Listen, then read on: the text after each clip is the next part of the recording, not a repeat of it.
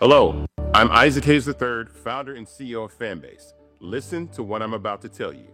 The window to invest in Fanbase is closing. We've raised over $10.6 million of our $17 million goal. That means there's room for less than 6,370 people to invest in Fanbase for the average amount. The minimum to invest in Fanbase right now is $399. That makes you an owner in Fanbase today. Go to startengine.com/fanbase to invest. Why? Because current social apps have taken advantage of users for far too long, with content suppression, shadow banning, harmful racist content, and no real tools for monetization and equity. Fanbase has over 1.4 million users and counting, allowing anyone to reach all their following and monetize their content from day one. Social media is the new TV, and whoever owns the apps that distribute that content have the opportunity to own potential billion-dollar companies. While big platforms with uncertain futures are failing to serve their users, Fanbase is stepping up to fill the gap. Don't wait until it's too late. Invest now, invest for yourself and your future. Go to startengine.com/fanbase and own the next generation of social media.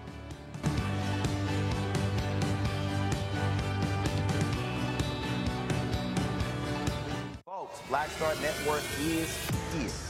Hold no punches. I'm real revolutionary right now. Pow. Support this man, Black Media. He makes sure that our stories are told. Thank you for being the voice of Black America, Roland. Stay black. I love y'all. All momentum we have now, we have to keep this going. The video looks phenomenal. See, this difference between Black Star Network and Black-owned media and something like CNN. You can't be Black-owned media and be scared. It's time to be smart. Bring your eyeballs home. You dig?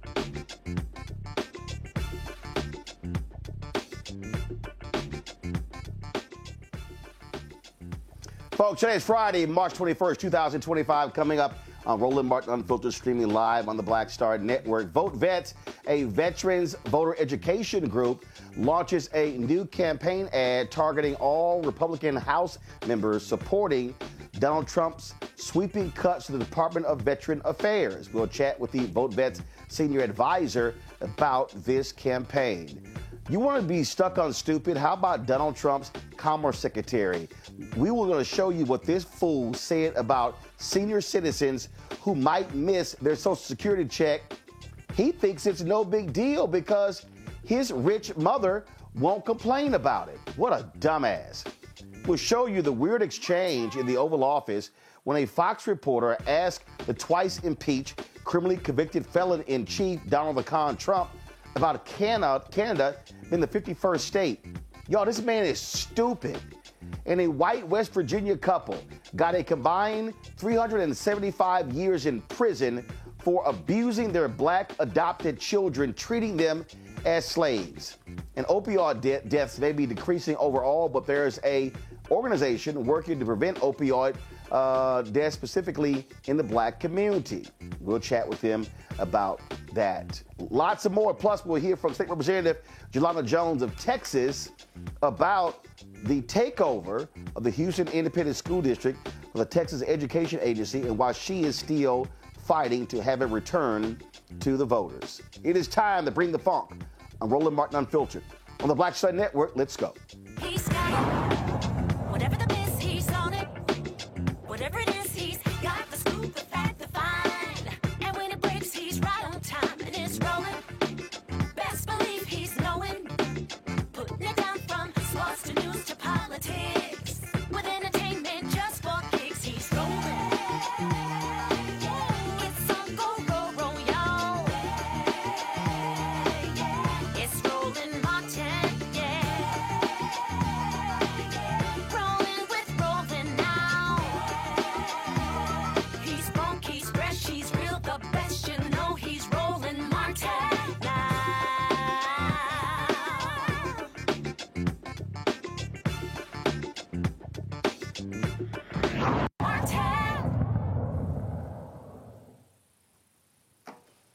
Folks, Vote Vets launched a multi-platform ad campaign called Stop Elon's War on Veterans, targeting Republican House members. It is a six-figure buy that they are taking. Of course, you've seen massive numbers of veterans being laid off by Donald Trump and Elon Musk. Watch this ad.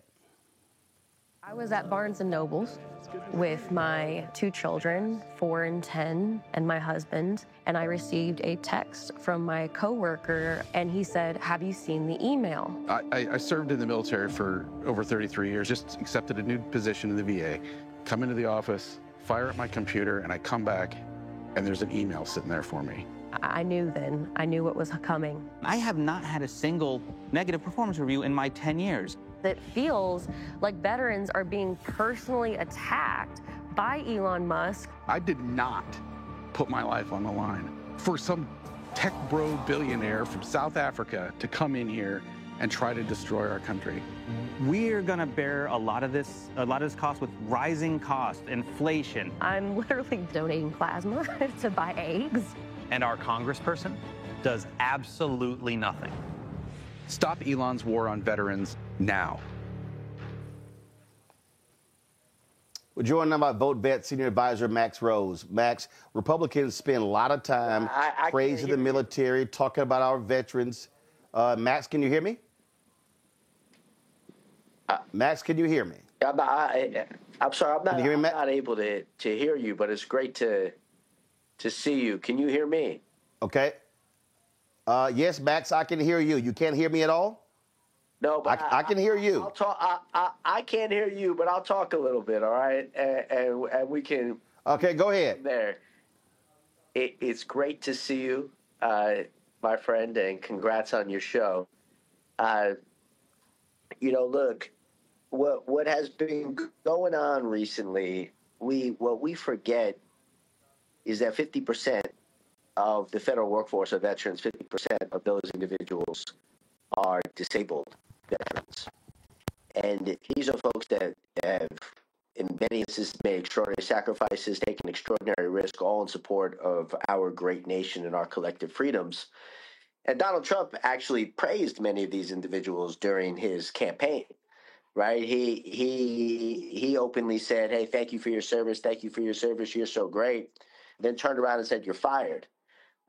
And that's just such a disgrace, and that's why people really detest politics, that type of fraudulent lying and dishonesty and dishonor.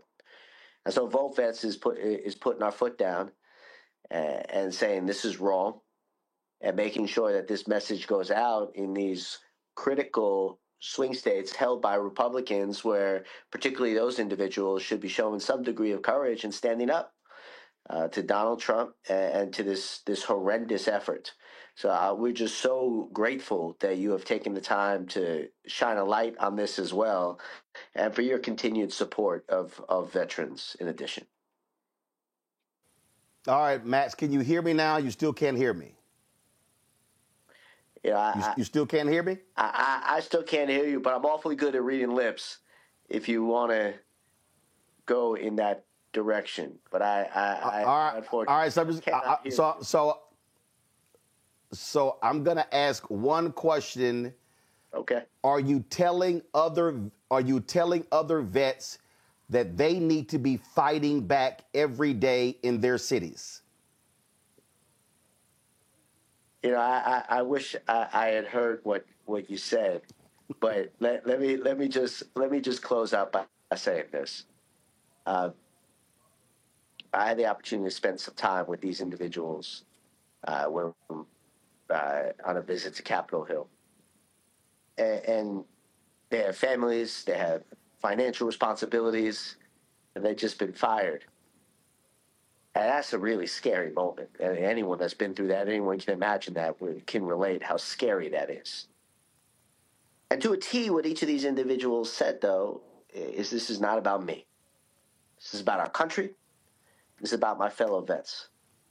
And I was blown away by that. And I should have been, because that's who veterans are, that level of selflessness, that courage, that commitment to country.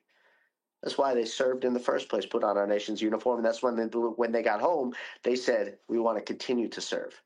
So many of them had, just were recently promoted. That's why they were on this probationary status in the first place, which made them, I guess, under the Doge target. It's everything that's great about our country, and that's everything that we need in our government. But these folks, they're not looking for efficiencies. They're looking for radical change to bring our country back, not forward. And that's something worth standing up to and opposing. So thank you again for your coverage of this important issue. And I look forward to another conversation where hopefully I can actually hear you. But I appreciate the opportunity to talk to you, though. Thanks. All right, Max, I appreciate it. Thank you so very much. Thanks a lot. I'm going to bring in Michael Imhotep, host African History Network show out of Detroit. Avis Jones DeWeaver, author of How Exceptional Black Women Lead, Unlocking the Secrets to Creating Phenomenal Success in Career and in Life. And also Matt Manning, civil rights attorney out of Corpus Christi. I mean, let's just be real clear here. We don't have Avis yet. She'll be joining us. Matt, it's real clear. These folks are liars. They're massive liars. Donald Trump never gave a damn about the military. He skipped military service. He was not thinking about them. He played them for fools. And the vets who supported him, they're now realizing he never gave a damn about them. This man crapped on POWs. He crapped on Senator John McCain. He refused to go to the cemetery when they were in France. This man doesn't give a damn about the military. He never has. No, he's leveraged them to the end of the political support end, and I do not understand this strategically. This is one of those things where I can't really see what the GOP strategy is with doing exactly what you said, which is acting as though they cared about the military, acting as though they cared about the Gold Star families and veterans and all of these, people, and then pulling the rug out from under them. I don't understand that logic, especially because that's a contingent of people that's kind of just heralded in our society. So it makes no sense why you would do this to them. One of my partners is actually a veteran. He's former Air Force officer, and he won at the Supreme Court a couple years ago on an issue related to a Texas DPS trooper who was an Army person who got injured while he was in Iraq and in Afghanistan. And when he came back, the state of Texas treated him just piss poor. And what I'm getting at is both on the state side and on the federal side, what you see is this rhetoric that's very supportive of the military, this rhetoric that's very supportive of the veterans to the point of being jingoistic, just patriotic to the point where if you're not in lockstep with us, you're an enemy of ours. But in reality, we're cutting money from veterans and cutting money from veterans programs. And I don't know what that's going to look like in the midterms, but that to me seems to be a failed strategy for the GOP, because this is one of those key contingencies in their base that is going to vote for Trump and has voted for Trump. And it seems like he's just cutting the rug out from under them to his own detriment. I don't understand that. Well, I don't understand why Democrats are not being far more aggressive with this, Michael, because the reality is this here. There were massive support for the Veterans Administration, for the Pentagon under President Biden, and it was there under Obama as well. When you talk about the burn pits bill that was signed that Republicans opposed, so they should be far more aggressive at blasting Donald Trump, Elon Musk, J.D. Vance, and the others for attacking veterans. This is an opening that can have an impact. You've got the 2 congressional special elections in Florida, 1 in New York. Exactly. You've got gubernatorial races later this year as well. This is what you do. This is how you, frankly, beat them over the head when it comes to their cuts. Absolutely. And this is one of the reasons why last week, I think last Friday it was, when we talked about Senator Chuck caved in Schumer, and why I said it was wrong for Chuck caved in Schumer to cave in, because what Chuck didn't say is about unleashing Republican voters who are showing up to these town hall meetings that a few Republicans continue to have, like Republican Chuck Edwards, and their voters are pissed off. You let those Republicans go deal with the Republicans that they voted into office. You don't have to try to figure out a pathway out of this. So the veterans are an example of this. You have veterans who are showing up to these Republican town hall meetings saying, we did not vote for this. We did not vote for you to take our rights away from us, to fire us. We did not vote for Elon Musk. You're correct, Donald Trump, just like many dictators, love their generals. He referred to them as my generals. I don't know of any other president in the modern era that referred to generals as my generals. He got 5 deferments, and he actually said his Vietnam was avoiding getting STDs in the 1970s. I don't know if he was successful in avoiding getting STDs. We'll see. Maybe we need to have somebody do an investigation on that. And remember, also, this at the same time they're firing veterans, you have an attack on DEI in the Pentagon. You have Charles C.Q. Brown, who was fired, and Donald Trump at first liked him, but then he said, oh, he supports DEI, okay? So you see this all across the board. You see Pete Hegseth replace Lloyd Austin. Lloyd Austin, 4-star general. Pete Hegseth is not even qualified to tie Lloyd Austin's shoelaces. So all of this is an insult to veterans. So yeah, this is a big opening for Democrats, but at the same time, we're going to need some different type of Democrats, those who want to fight and know how to fight. And you see many of them stepping up. Representative Jasmine Crockett, Alexandria Ocasio-Cortez. You see Bernie Sanders, even though I have been critical about him in the past. You see Bernie Sanders and AOC on their fight oligarchy tour, et cetera. So this is a huge opening for Democrats. Well, and again, the bottom line is this is about how you fight and then how you target folks when it comes to that. And so hopefully, again, they are going to realize that you really, really can really get folks focused on what is happening. Now, Elon Musk, Doge, gets hit with another legal defeat. A federal judge temporarily blocked the agency from accessing systems at the Social Security Administration that contain the sensitive information of millions of Americans, delivering another setback to Donald Trump. U.S. District Judge Ellen Hollander wrote a 137-page decision that a group of unions challenging Doge's access to the Social Security Agency's record systems was likely to succeed on its claims that the efforts violated the Privacy Act and a federal law that governs the agency rulemaking process. The judge granted a temporary restraining order requested by the labor unions. In February, they filed a lawsuit challenging the legality of the SSA's decision to allow Doge to access sensitive, personal, and confidential information about millions of Americans. Now, let's talk about this whole deal with Social Security. If y'all want to see some sheer stupidity, check this out. In a podcast, Donald Trump's Commerce Secretary, billionaire Howard Lutnick, who ran Cantor Fitzgerald on Wall Street, literally had this message for seniors if they don't get their Social Security checks on time. Listen to this.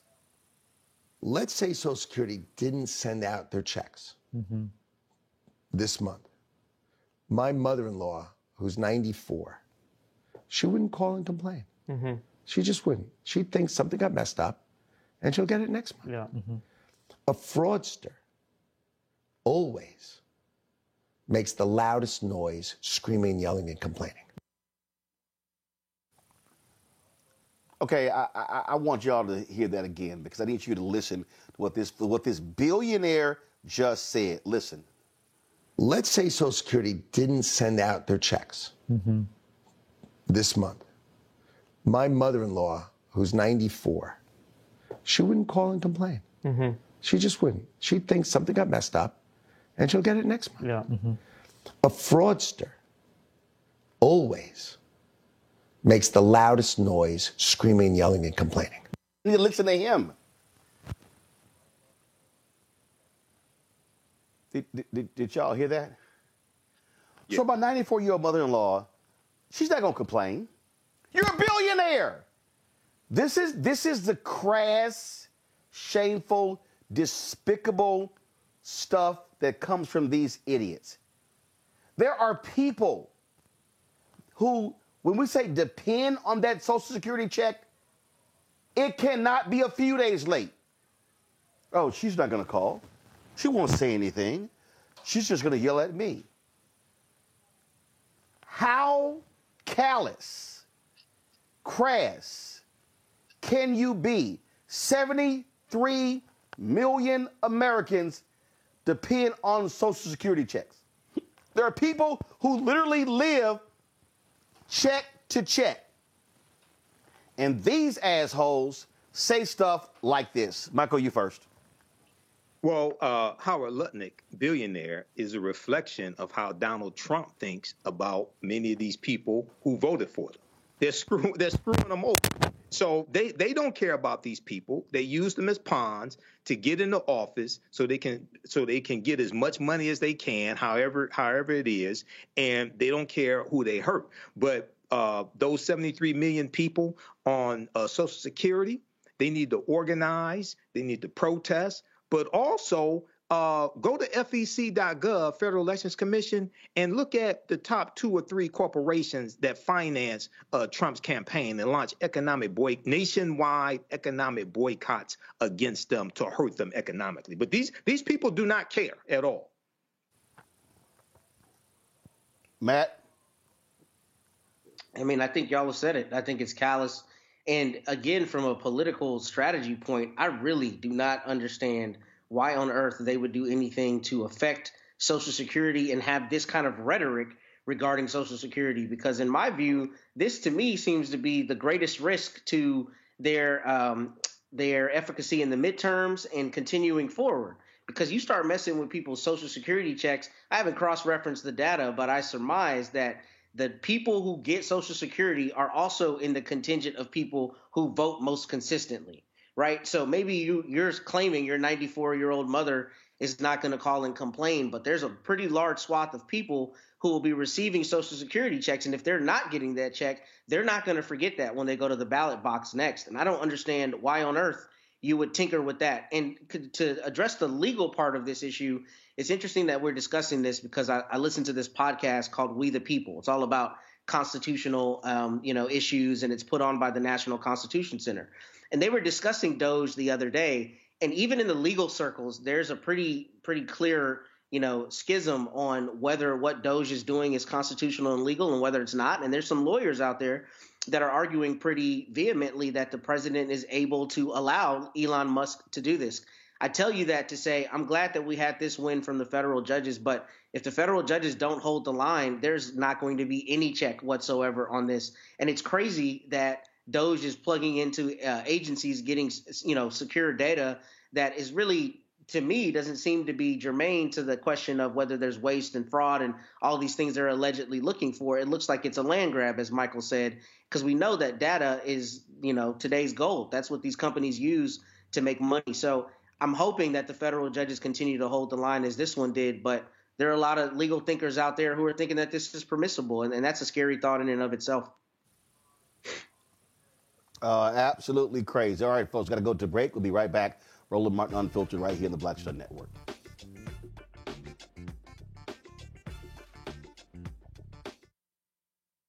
Next on the Black Table with me, Greg Carr. Succession. We're hearing that word pop up a lot these days as our country continues to fracture and divide. But did you know that that idea, essentially a breaking up of the USA, has been part of the public debate since long before and long after the Civil War, right up to today? On our next show, you'll meet Richard Crichton, the author of this book, who says breaking up this great experiment called America might not be such a bad thing. That's on the next Black Table, right here on the Black Star Network. This week on The Other Side of Change. Let's talk. Vote blue no matter who. We need political imagination more than ever, and unfortunately, some people on the Democratic side really are discouraging that. We're going to dig into all of it. The Democratic Party needs to remember who they are and who they are responsible to. This is On the Other Side of Change, only on the Black Star Network. Now that Roland Martin is willing to give me the blueprint, hey, Cyrus, I need to go to Tyler Perry and get another blueprint because I need some green money. The only way I can do what I'm doing, I need to make some money. So you'll see me working with Roland. Matter of fact, it's the Roland Martin and Cheryl Underwood show. Well, should it be the Cheryl Underwood show and the Roland Martin show? Well, whatever show it's going to be good.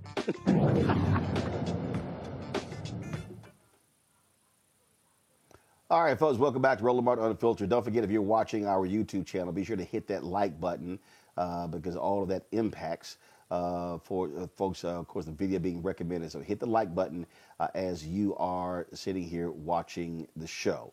All right, folks, let's get on to our next story. Again, the sheer madness that we see taking place in Washington, D.C. is astounding.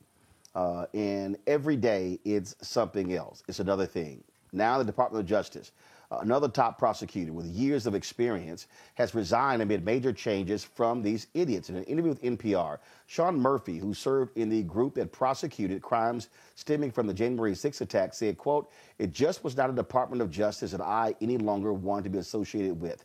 He's a veteran prosecutor, previously worked for the Bronx District Attorney in New York in New York. In 2018, during Trump's first term, he joined the U.S. Attorney's Office in Puerto Rico and worked on drug trafficking and illegal gun prosecutions.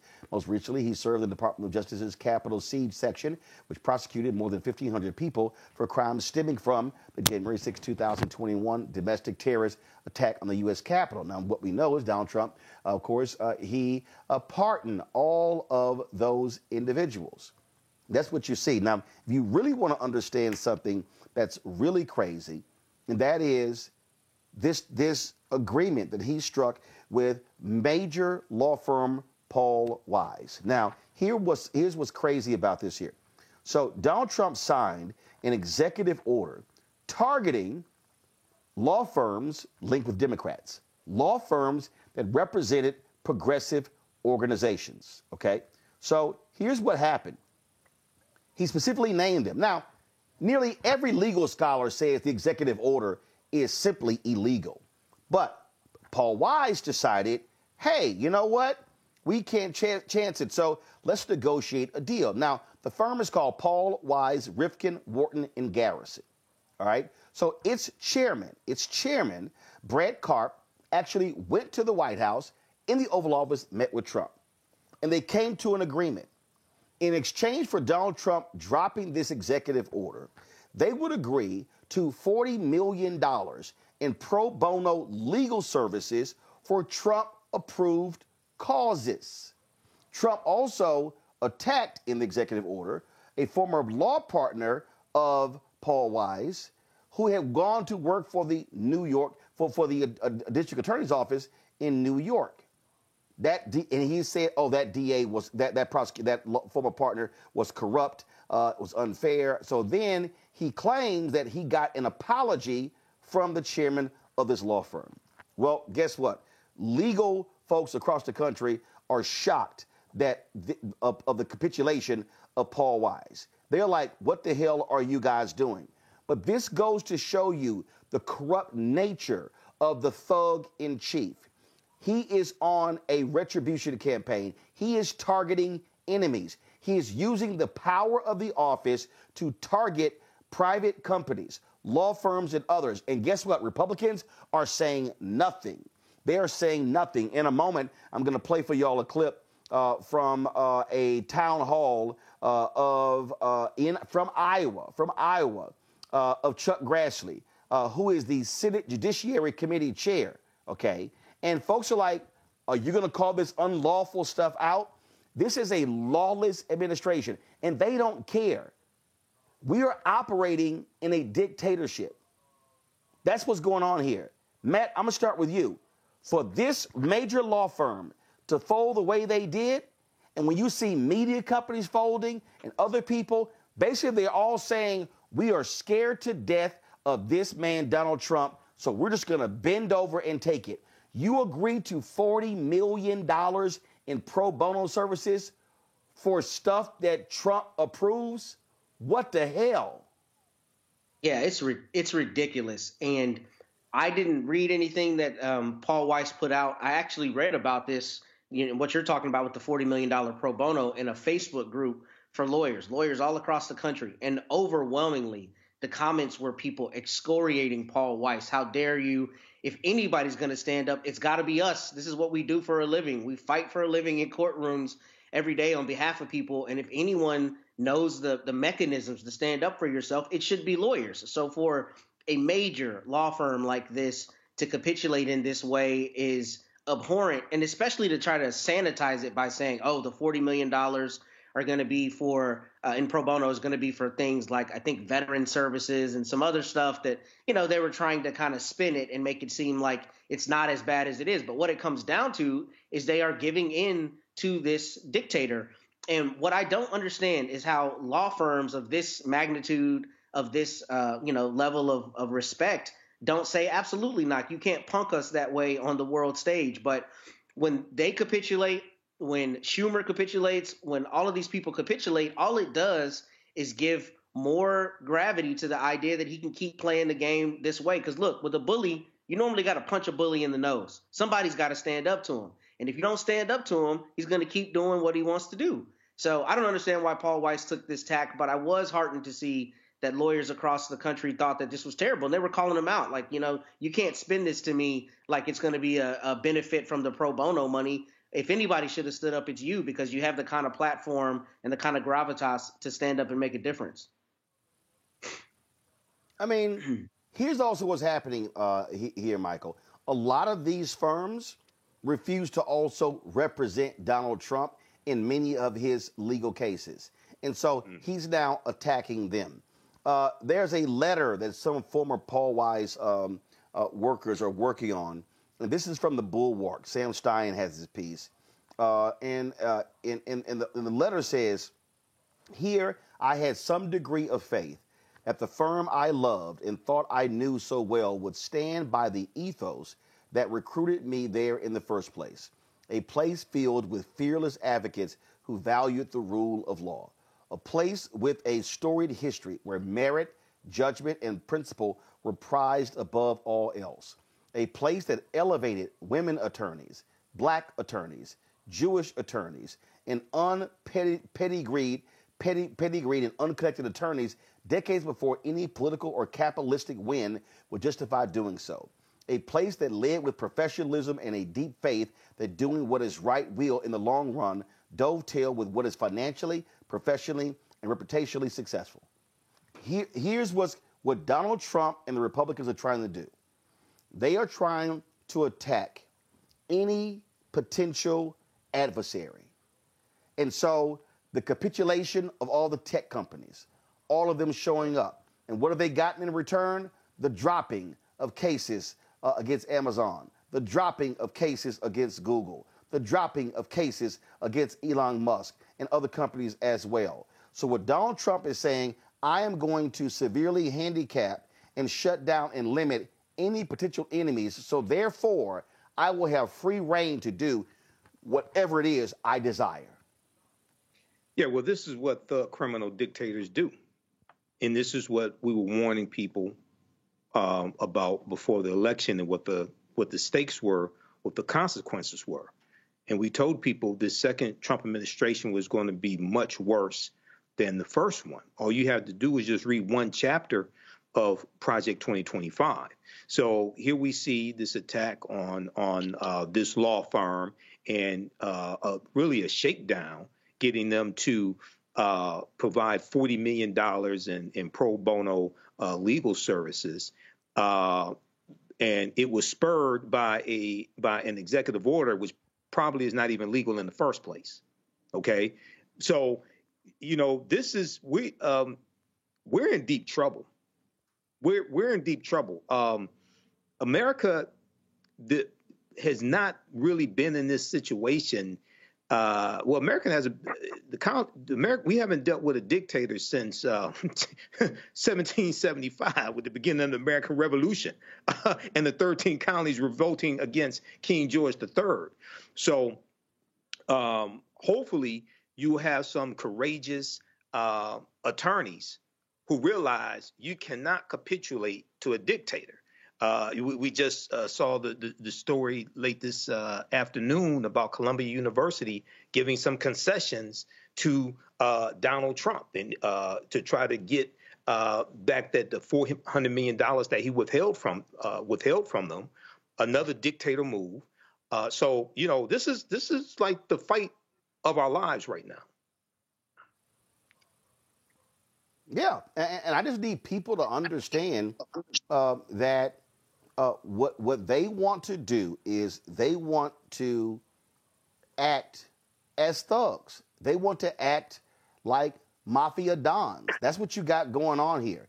This was a town hall in Iowa where people stood up to Republican Senator Chuck Grassley and demanded to know why in the hell was he not being more aggressive in calling out the lawlessness of these thugs. Congress is created and in violation of the Constitution. My question to you is, why do you believe that President Trump is above the law? And I'll just reinforce what other people have been saying here. Why have you not spoken out for it? Yeah.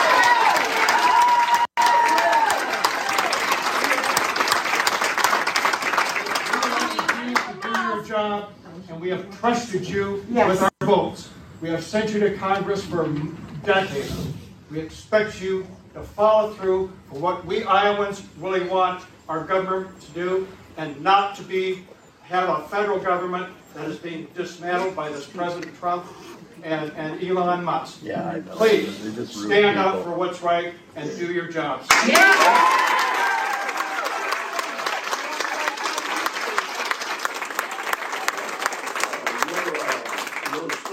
Gives me a wonderful opportunity to explain to you that constantly, every time I go from my office to the Senate floor, there's journalists not by the dozens, but by a couple dozen, that are there to ask me questions all the time.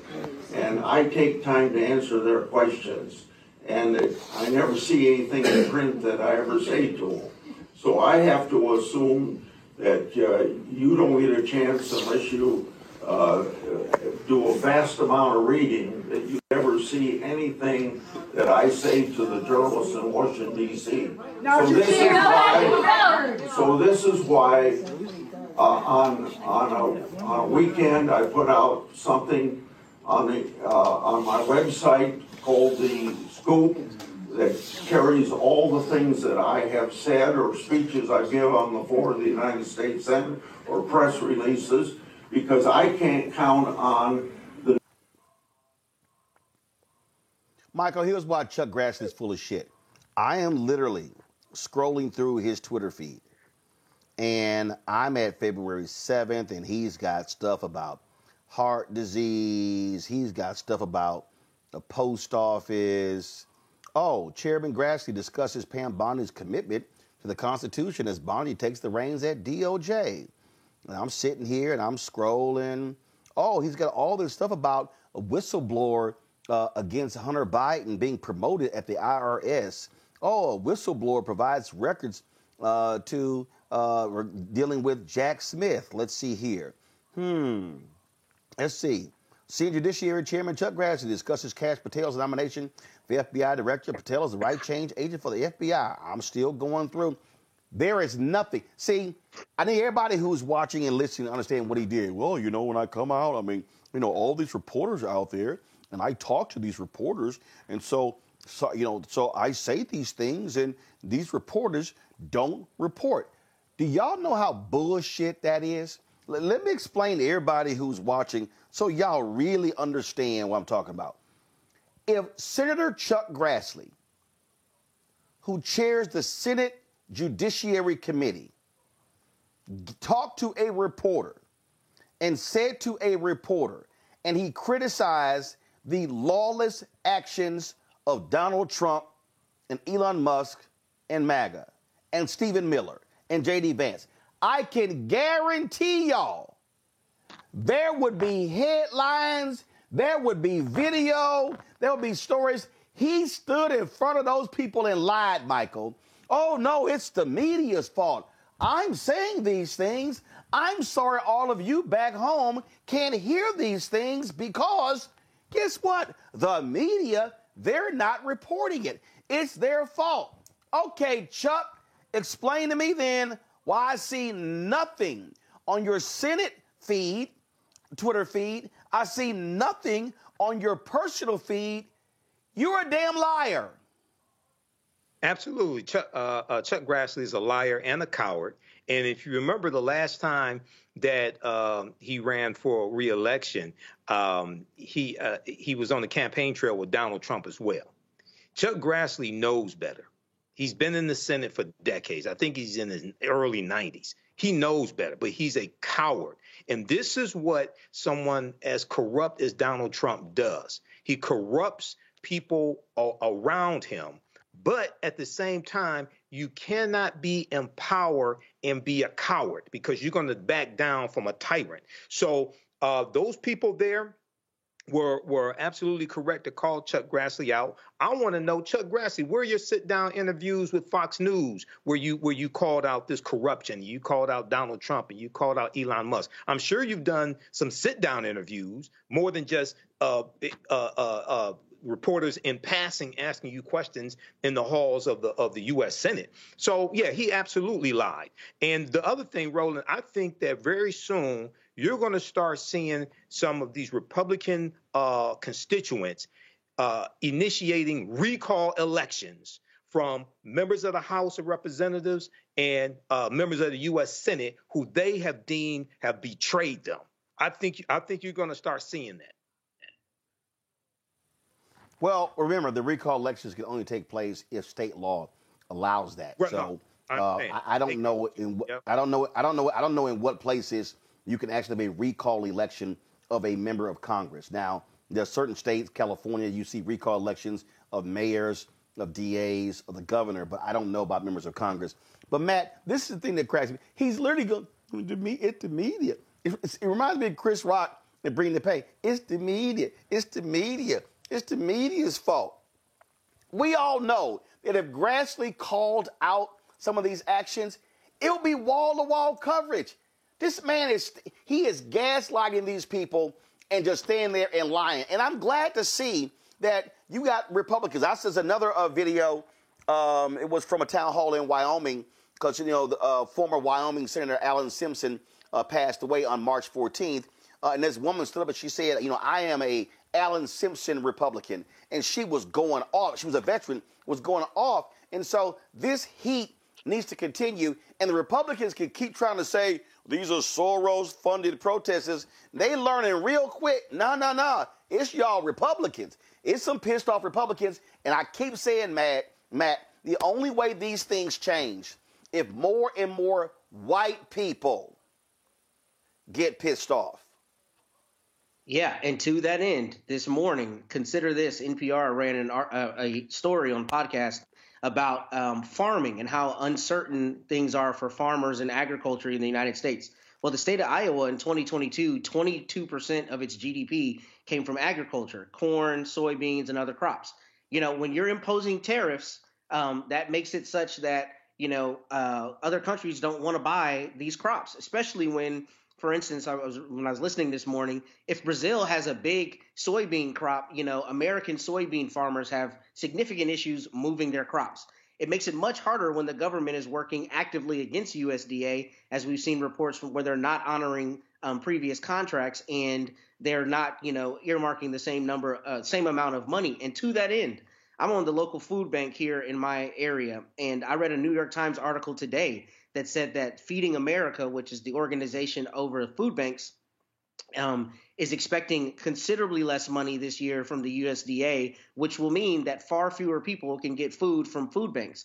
And I think in Iowa, especially in a place like Iowa, where it's ethnically homogenous for the most part, primarily white people there, they're feeling the effects of these Trump policies on the ground because many of them are receiving farm subsidies. There are 97,000 farms in Iowa. So I'm sure somebody in that room with Chuck Grassley is connected to a farm that does not know how it's going to move its crop. And when the government is not helping you, and that's what the government has done for decades, you're feeling it on the ground, the effect of those policies. So it doesn't surprise me. And I think this is exactly the kind of thing that needs to take fire across the United States. And you need to see exactly what you're saying. This is not Soros Democrats. This is not AOC or whomever you're trying to make the far left, this scary bad Marxist. This is the person down the road from you whom you think is a normal American or, the prototypical white American who is realizing that now they voted for a person who is working actively against their interests despite what they were told. So we're seeing that. And for Grassley to stand there and act like, oh, it's the media, when what's really happening is all of these cowards in Congress and in government are afraid that they're going to draw Trump's ire. So they're just rubber stamping everything, which makes no sense to me, because if all of them stood against him and said, look, man, you don't got that kind of juice, then they would be able to make things happen in a way that they're not completely cutting out their base and completely just capitulating to the authoritarianism that we're seeing. So I think it's going to require profiles and courage, not only from Democrats, not only from people on the other side, but from people within that party. And we just are not seeing that yet. So if y'all want to see the sheer stupidity, and again, the dumbass in chief is Donald Trump. So in the Oval Office today, Fox News' Peter Doocy asked the idiot whether he would be concerned about whether Canada became a state. Now, I just want y'all to understand, Canada is a country. A country. Now, a huge part of America was created through the Louisiana Purchase.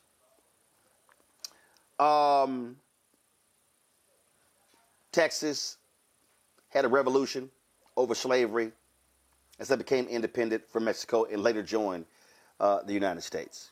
So this idea that, oh yeah, Canada is just going to become a 51st state is crazy. And his is also stupid.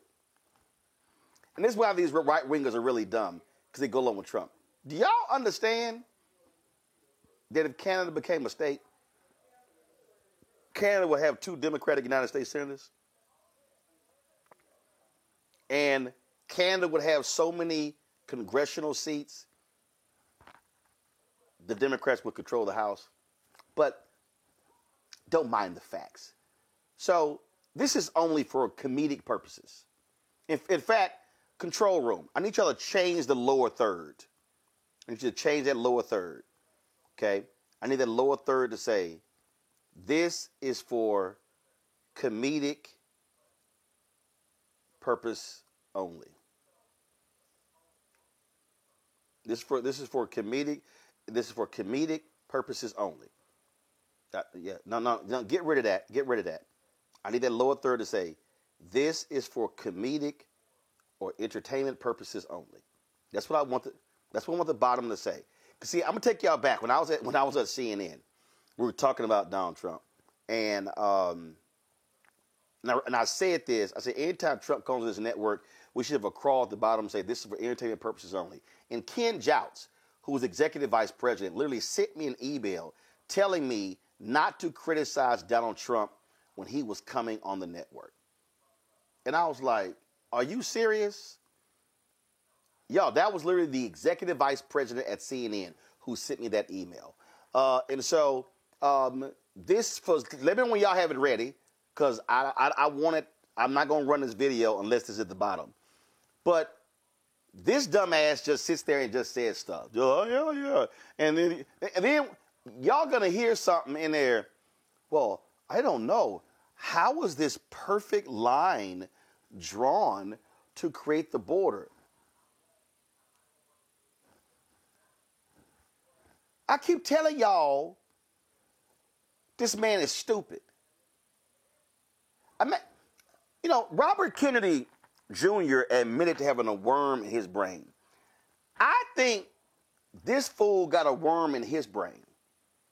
Because I swear he says some of the dumbest stuff you've ever heard in your life. Oh, yeah, you know, I don't know. They just drew a line. They just drew a line, and it was perfect. And how did they come up with the line? So, y'all don't have it ready yet? Because I got to go ahead and play it. All right, let's go ahead and play it.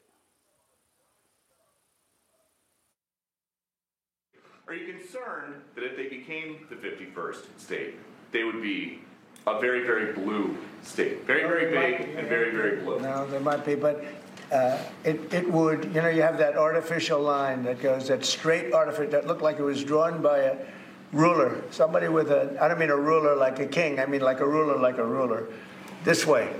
And it's just an artificial line that was drawn in the sand or in the ice. And you know, and can I tell you, Peter, just you add that to this country, what a beautiful landmass, the most beautiful landmass anywhere in the world. And it was just cut off for whatever reason. It would be great. Now, is it liberal? Maybe. But, you know, a conservative until I got involved, because I don't care who wins up there. I frankly probably would do better with the liberal than the conservative, if you want to know the truth. But just a little while ago, before I got involved and totally changed the election, which I don't care about, probably it's to our advantage, actually. But the conservative was leading against, I call him Governor Trudeau. The conservative was leading by 35 points. So, you know, so I don't know about that. I think Canada is a place like a lot of other places. If you have a good candidate, the candidate's going to win.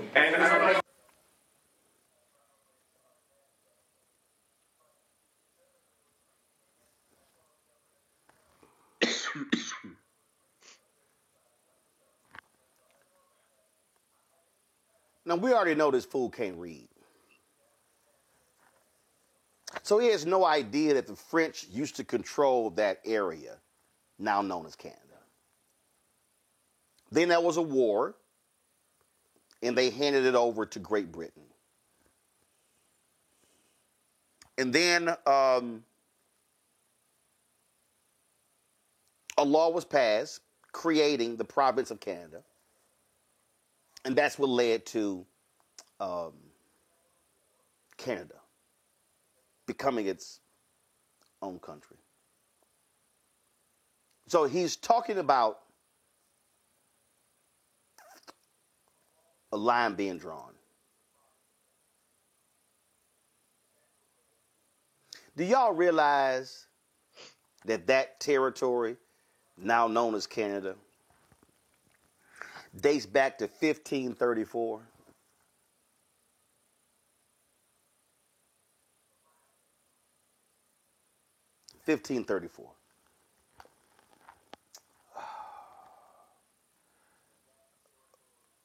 You know, it's real hard for me to have to deal with stupid people. So if the province, what we now know as the country of Canada, dates back to 1534.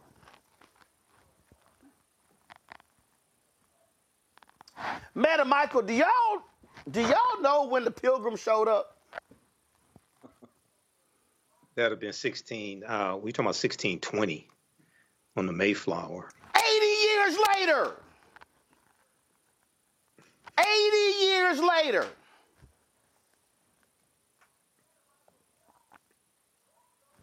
This fool, how was this perfect line just drawn?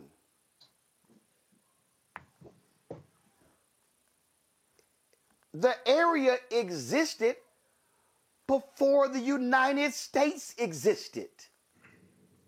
Mm-hmm.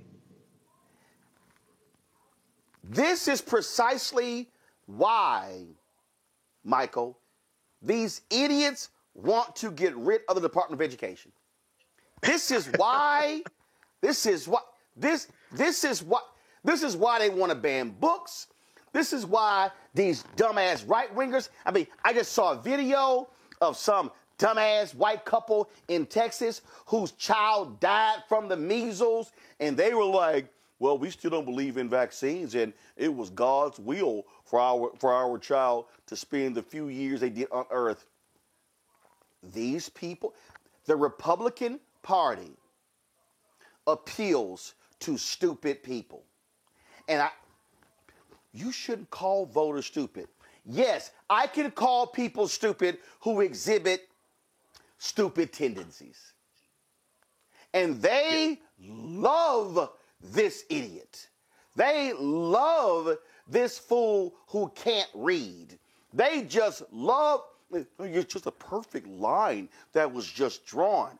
We have a dumbass sitting in the Oval Office making monumental decisions, and 71% of the voters in the last election were white, and these white folks just love this dumbass sitting there saying stuff like this.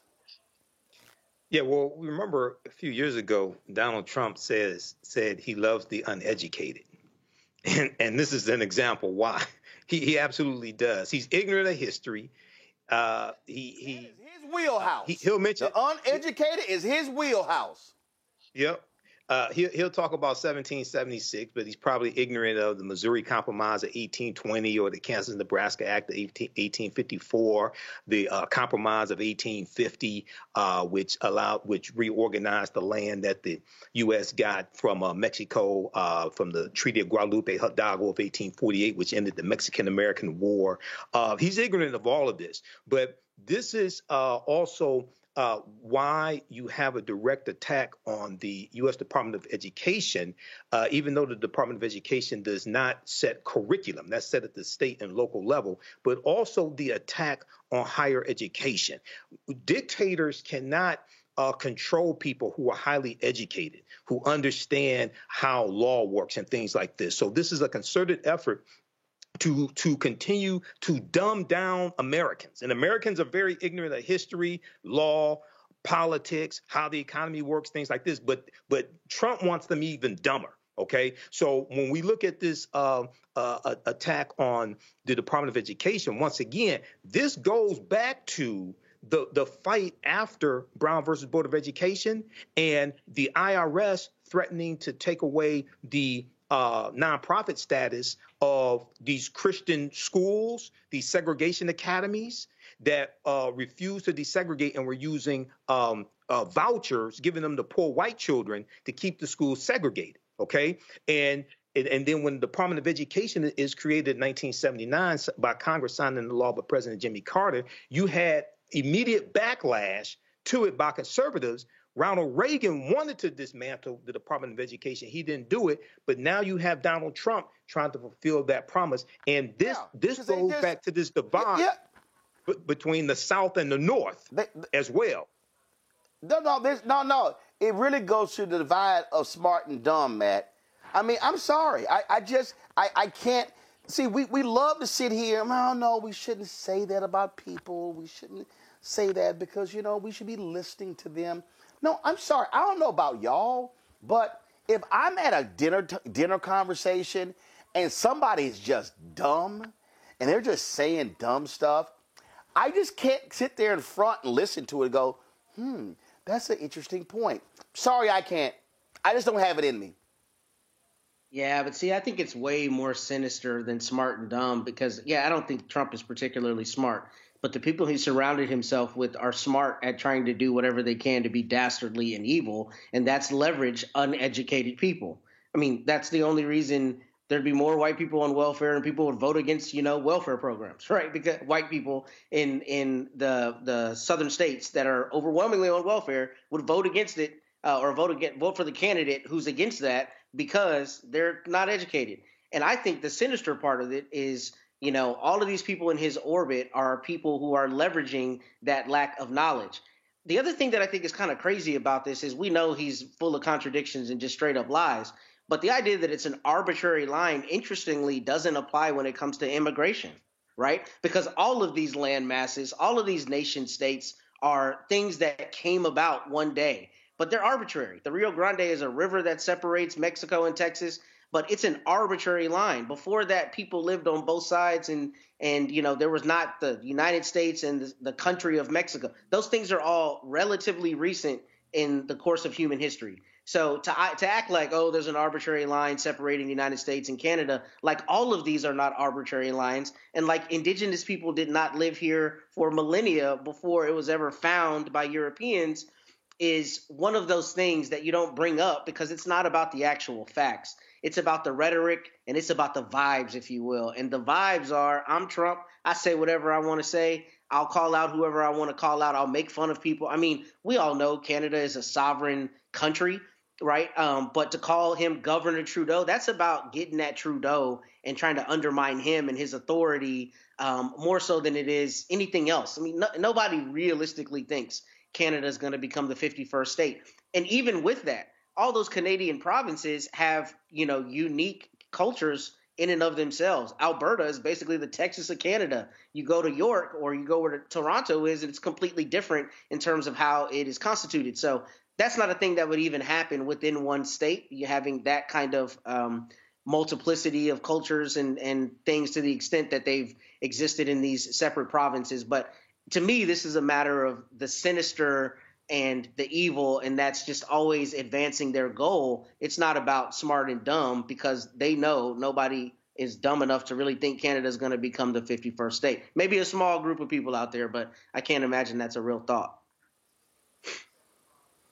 All right, folks, this just in some breaking news. These Donald Trump and his fellow racists, they are revoking the legal status of more than 500,000 migrants. And these are individuals from Cuba, Haiti, Nicaragua, and Venezuela.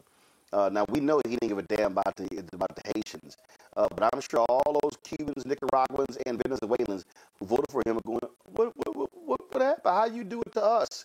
So Trump and his bigots are terminating their work permits, removing the deportation protections under an immigration authority known as parole will take effect in late April. And this is a notice that was posted by the federal government. And in this notice, give me 1 second, it says termination of parole processes for Cubans, Haitians, Nicaraguans, and Venezuelans. And they are urging them, Matt, to self-deport. That's, man. I mean, I don't put anything past this administration. And you said Venezuelans are in that group, right? I haven't read that order myself, but did you say Venezuelans are also in that group? Is that correct? Yes, Cubans. Okay. Yeah, the order is very specific. The order is very specific, and we're going to pull it up in a second. Let me, literally, this just came down. Give me 1 second. I'm sending this to the control room. So the order says, Department of Homeland Security, termination of parole processes for Cubans, Haitians, Nicaraguans, and Venezuelans. Well, it's interesting that that's happening at the same time he's trying to use the Alien Enemies Act to deport, a number of people from Venezuela in particular by trying to claim that Tren de Agua is invading the United States. And, mentioning that same podcast I was talking about earlier, We the People, I was listening to it this morning, and they were talking about whether invasion has ever been construed in the way he is trying to construe it. And what's interesting about that is the legal scholars are trying to, conceptualize and consider something that I don't think is really being considered from the White House. I don't think they're looking at the legality of things. I think what they're doing is continuing to push the bounds and just throwing everything out that they want to, that's along with their ideology, and just saying, test us, take it to the courts and see what the courts do. But if I heard you correctly, this is about people who were granted parole during the Biden administration. Is that correct? Yep. Going back to 2022. Yep.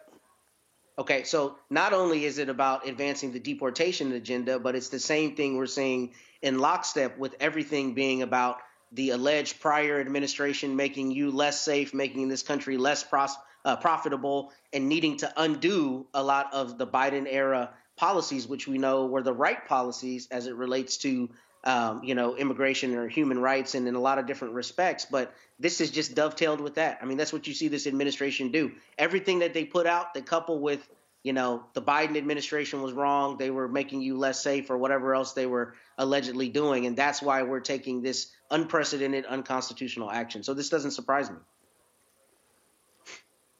And look, they also lie, Michael. I mean, they deported folks to El Salvador prison and said they were gang members. They were like one guy who had a gang tat. It wasn't a gang tat. It was a soccer tat.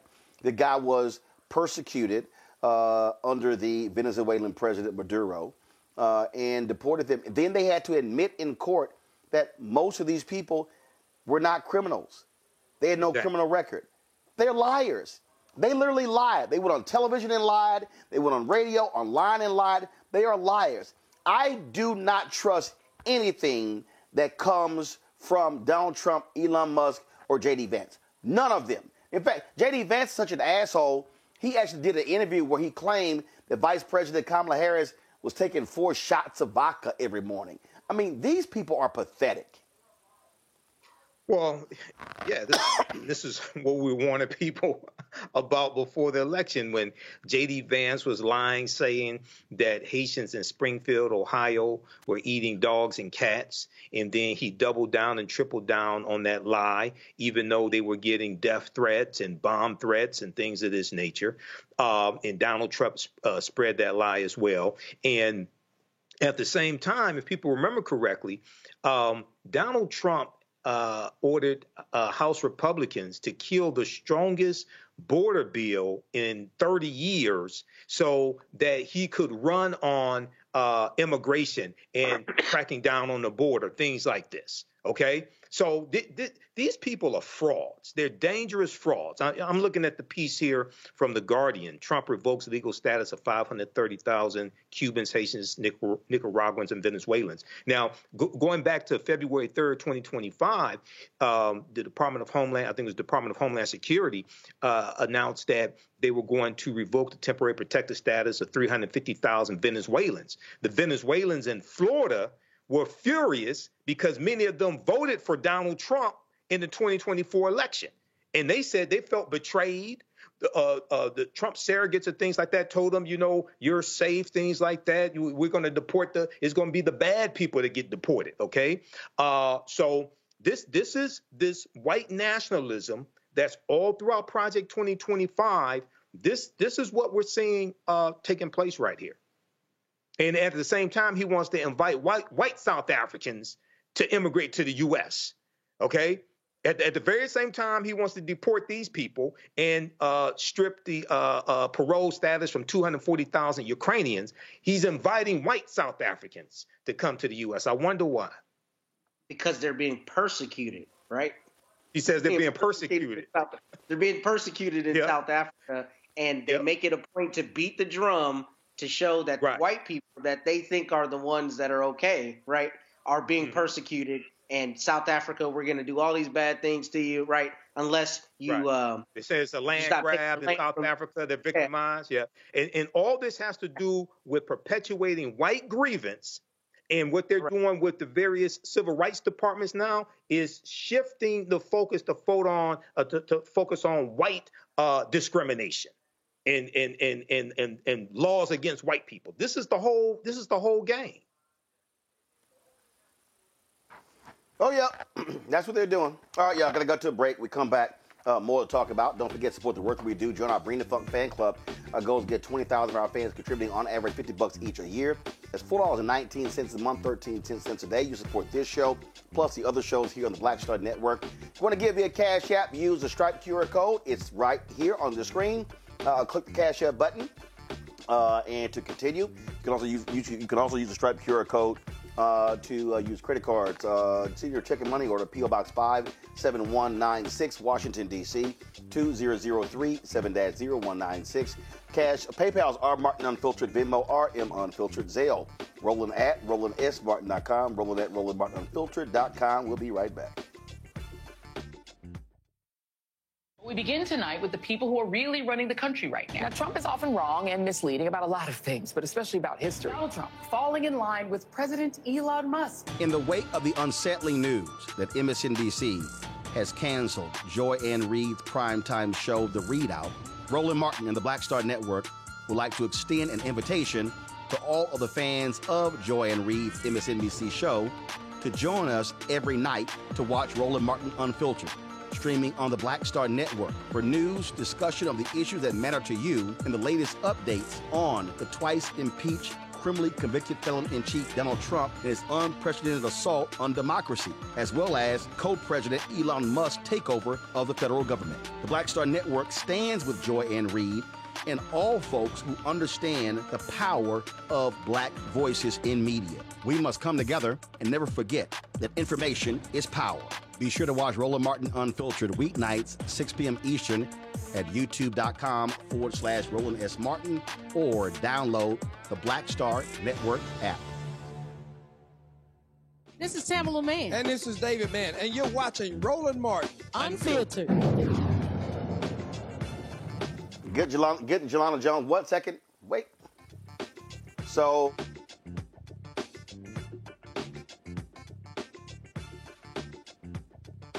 let's go. All right. I was in Austin a couple of days ago, and I was chatting with State Representative Jelana Jones. And again, we talk about how elections have consequences. So, yesterday, when Donald Trump signed that BS executive order shutting down the Department of Education, guess who was all there? Texas Governor Greg Abbott, Texas Lieutenant Governor Dan Patrick, and the thuggish Texas Attorney General Ken Paxton. Three of the, if you want to say those are the three stooges of Texas, three of the dumbest people in Texas, okay? So they have been attacking public education as well. So just as you have Trump trying to shut down the Department of Education, you have Republicans here in Texas who are desperately trying to shut down blue counties like Harris County. So one of the things they did was order the Texas Education Agency to take over the Houston Independent School District. Well, a lot of parents have been upset by that, and so I caught up with Representative Jones about the takeover of the largest school district in the country by state government, and here's our conversation. All right, folks, Roland Martin here, Roland Martin Unfiltered. I'm here with State Representative Jelana Jones at Texas State Capitol. Okay, so what's the latest? What the hell is going on with the TEA takeover, HISD? I got people who are teachers who are hitting me, all these principals who were leaving, getting transferred.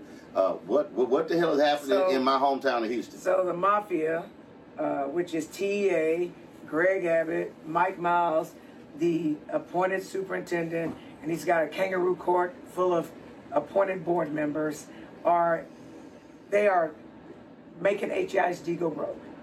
He is spending money without authorization. They are not making him be accountable. I saw a story and I'm confused as hell. I'm like, so how he's spending money, didn't get approval, and then when y'all find out, y'all sit here and backdate it. Well, but that's the board. That ain't us. No. I'm talking about the board. I'm like, well, why in the hell y'all there? Because they're there because Abbott appointed them. But my point is, if you're on a board, you're supposed to have some oversight. Hell, if you're not going to do any oversight, well, just stay home. But they're there to rubber stamp his thing. So that's where you got it twisted. You actually. Oh, no. I didn't get it twisted. I didn't get it twisted. But my point is, if you're on a board, you don't do stuff. You don't approve something after the fact. Exactly. And then it's like, oh, my bad. No. You know whether, look, I own my company, so I ain't got to ask nobody to spend money. But if I was not owning the company, I would have to get approval before I would spend some money. He spent almost $500,000 on a play where he was a star, Serious Business. A play? A play. They did a play, and I guess he likes to act, and they spent over $500,000 for him to do a play, and he was acting. I swear on my daddy's line. Well, okay, all right. Now, and the board approved that. Now, the board approved that. A play, you know, you go to a play and people act like something. Yes, a play. And he was in it? He was a star of it. Okay. So they're not. They're there to play games. Now they're there to act. They're not there to teach kids. And all the teachers, they've gotten rid of certified teachers, and they're not paying them. They brought in people. I got a friend who says her niece is working at HISD, used to work at McDonald's. They hired her as a teacher. She's not certified, so they got uncertified people teaching kids, and they're manipulating data. They're literally only testing the smart kids, so it appears that their test scores are high. They're doing all these things. They spent, I can't remember how much. I want to say $4 million on a failed bond so that they could replenish their piggy bank. Now, we fought against it. Well, yeah, but here's the deal. So here's the people you understand. Bond elections rarely ever fail. Oh, now that's true. Especially for school. You got to really screw up bad for the voters to say hell no to a school bond election. With schools that falling apart. That was an absolute protest vote where the public said, no, we are not about to hand you several billion dollars. Yeah. That's what that was about. And again, I want people to understand across the country, bond votes for schools rarely fail. Right, but they always pass mostly because most people want to spend money. They're willing to pay back bonds in order to give children good facilities and great environments to learn. So that says a lot about how Houston voters feel about what's happening. And let me tell you something. They have employment fairs at HISD all the time. They cannot get people to want to come in. Even people that he's brought in that were on his side, they realize that the systems as he has in place aren't educated kids. They leave. So you could have had a girl who worked at some fast food restaurant teaching your kid if you were in HISD. And I hate to say this, Roland. If I had a school-age child, I would not send my child to HISD. But this is where we also have to connect the dots here that people need to understand. The law allowed for the governor to do this. The governor is elected. When Beto ran against Abbott, 75% of voters in Texas, 30 and under, did not vote. So the problem that I keep saying, even in our communities, in many of our communities, we're not voting in our capacity. I've been saying that I need black folk to be voting at 70% of our capacity. And what's happening is, it's so like, well, they're going to win anyway, so it's 38, it's 42. Right now in Louisiana, folk are all upset, MAGA Jeff Landry, and I'm like, he was MAGA Attorney General. He wanted to essentially open up the juvenile records of largely black folks only in 2 parishes in the entire state. Where the black people were living. But folks sat at home. So I need people to understand, when you do not vote, you are allowing an Abbott to stay in power, to make this move. That is a political move to allow this takeover. And is there a limit of the takeover? How many years? No, they can be there as long as they're not performing. They can be there. And here's what's crazy. You appoint a board of managers, and you put Miles in place because you say the schools are failing, which they weren't, by the way. But you're failing the schools, but they get to stay there as long as the schools are failing. So I actually think it is in their best interest to make sure that the schools fail so that they can stay there under the illusion that they're actually trying to help. Because what people need to understand is that the Republican Party in Texas despises Harris County. Oh, they hate us. And people need to understand that was a time when Republicans were winning countywide. They were. That was a time when I was in Dallas County, working in Dallas County, where Democrats won Dallas County. All of a sudden, Dallas County flipped. You had people like John Crusoe at the time, who was a judge, who ran as a Republican because he knew he could not win as a Democrat. Then that county then flipped back to blue. So the reality is, Republicans in Texas, they can't stand Harris County. They can't stand Dallas County. And you know why they can't stand Harris County. Well, they can't stand Harris and Dallas, but they really can't stand Harris County. For sure. There are so many only Harris County bills that are bad. So every other city in the state of Texas, the elected officials are living in their constituencies and they know what's best. They're being allowed local control. And they have, that's what it's called, local control. What Republicans say they love, they say they love, oh no, not big government, local control. But not in Harris County. And they lost their minds. They woke up and there was a whole bunch of black people judges. They have lost their minds. So people understand, in 2017, 18. Well, that was the last one. They took office at 19. They passed but they got rid of straight ticket voting. Yeah. In 17, but it was the 18 election was the last one because what happened was, and remember, Republicans used to always take advantage of straight ticket voting. They did. But then Democrats in Harris County got organized, started winning, and Republicans in the state capital said, "Oh hell no, we got to get rid of this." We don't want people to know if you're a Democrat or a Republican. So people just need to understand. Say, no, we want the voters to think about their choices. So people just need to understand. People need to understand when you see these moves, withholding of hurricane relief fund to Harris County. When you look at them changing the voting laws specifically for Harris County, you need to understand these are very specific, direct actions to penalize Harris County because they dare vote Democrat and not Republican. But let's also talk about the big elephant in the room. A whole bunch of black people got elected judge. So now all of a sudden they literally have not tried to change judicial requirements until a whole bunch of black people got elected. And now they were saying that judges are not qualified. A dude came and testified yesterday before the Judiciary and Civil Jurisprudence Committee and talked about how the problem with the judges, for the most part in Harris County, is that they are basically not smart enough, which is what they say about black people. They're not qualified, and they're the only ones who will take these low-paying jobs. Therefore, we need to increase the salary of the judges so that we can get better quality of people who actually know the law. So for the most part, they saying black people, we dumb, we stupid, and we cheap, and we need to do better so that we can attract non-black, more qualified, smart white people. You need you to send me that name so we can pull that video because I want to run that video on my show. Okay. But again, I just need people to understand who are watching and who are listening to this, that this is what we mean when we say elections matter, and there are results of elections, and if you win, winners get to control what's going on.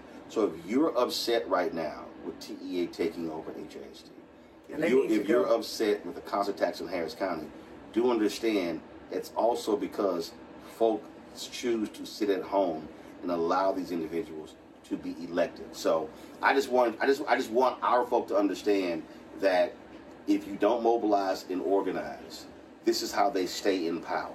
The reality is, Abbott can be voted out. Dan Patrick can be voted out. These people can be voted out. But we have to have folk who are not so complacent where we say, well, you know what, they're going to win anyway, so I don't have any power. Right. And true story, Roland, people stand in long lines, spend money they don't have to go see Beyonce. And I love Beyonce. She's from Houston. But my point is, my grandmother told me that you can tell what's important to people by how they spend their time and how they spend their money. Yep. Is that true? And so I'm telling you, we need to be terrified as black people about what's going on in Austin. because all of the attacks are against us. It is an attack on blackness. Okay, it is an attack on us. We are not funding HBCUs. We literally gave billions of dollars to PWIs and did not give money to HBCUs. They want us to have inadequate resources so that we cannot compete. Yep. See, what I need people to understand that this goes way beyond Washington, D.C. What people need to realize, and Matt, you're there in Corpus Christi. You're seeing this every single day. What the right wing is doing by having supermajorities, Texas, Mississippi, Alabama, Florida, Tennessee, they are looking to unleash their agenda, federal level, state level, local level. What black folks need to understand is that when you look at the population increases, people are actually leaving the Midwest, the South, the Northeast, and the West for the South. There are people who literally, who are returning home. There are individuals who've left Texas, Louisiana, Mississippi, Alabama, Arkansas. You have a reverse migration that's going on. As people are getting older, they want to return back, spend time with their families, and live their lives out this way. So what we need to understand, and Terrence Woodbury was discussing this yesterday, you've got massive voting power. Texas has the largest group of eligible black voters in any state in the country. You look at Louisiana, you look at other places. But as long as we are not showing up using our power, these thugs, Matt, will get to make the decisions because too many of us are complaining about stuff but not showing up to stop them. You're 100% right. And in addition to that, they know that the tide is turning. They know that Texas is going to be blue soon, which is part of the reason they're getting their tentacles into everything. I mean, I told you last time I was on the show that there's been a big fight here in Corpus Christi about the library board. There's literally a group of MAGA types who have infiltrated the library board. And if you read the local newspaper, a lot of the stuff that they're talking about is the books in the library. I mean, every aspect of government and every aspect of society they're targeting. And part of it is because they know here in Texas, to your point, that Texas is going to turn blue sooner than later. So they're trying to do everything they can to keep those little silos of power. Now, it's interesting that you and Jolanda were talking about Harris County, because you're exactly right. But my home county, Travis County, I would say would be second to Harris County in terms of their desire to not let them have local control. I mean, look at how they've attacked the DA there, how they've attacked the Austin City Council, how they've attacked the people in Austin, because Austin is a blue pocket in the state of Texas, right? And Greg Abbott is there, as you know.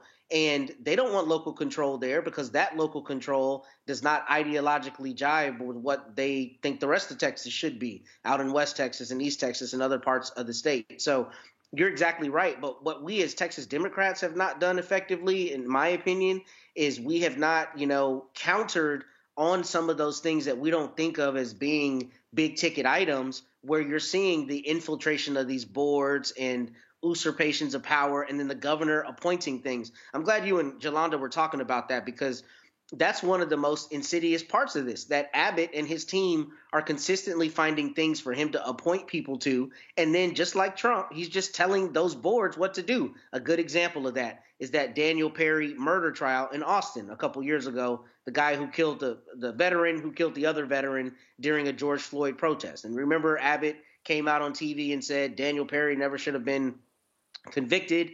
And then all of the people on the Texas Board of Pardons and Paroles, whom he appointed, went along and rubber stamped him pardoning a case where 12 people sat in a box, listened to all the evidence in super liberal Austin, and decided this guy was guilty of murder. That's a perfect example of exactly what the Republicans are doing here. But I think they're running scared, because I think they know the numbers will very soon be in our favor.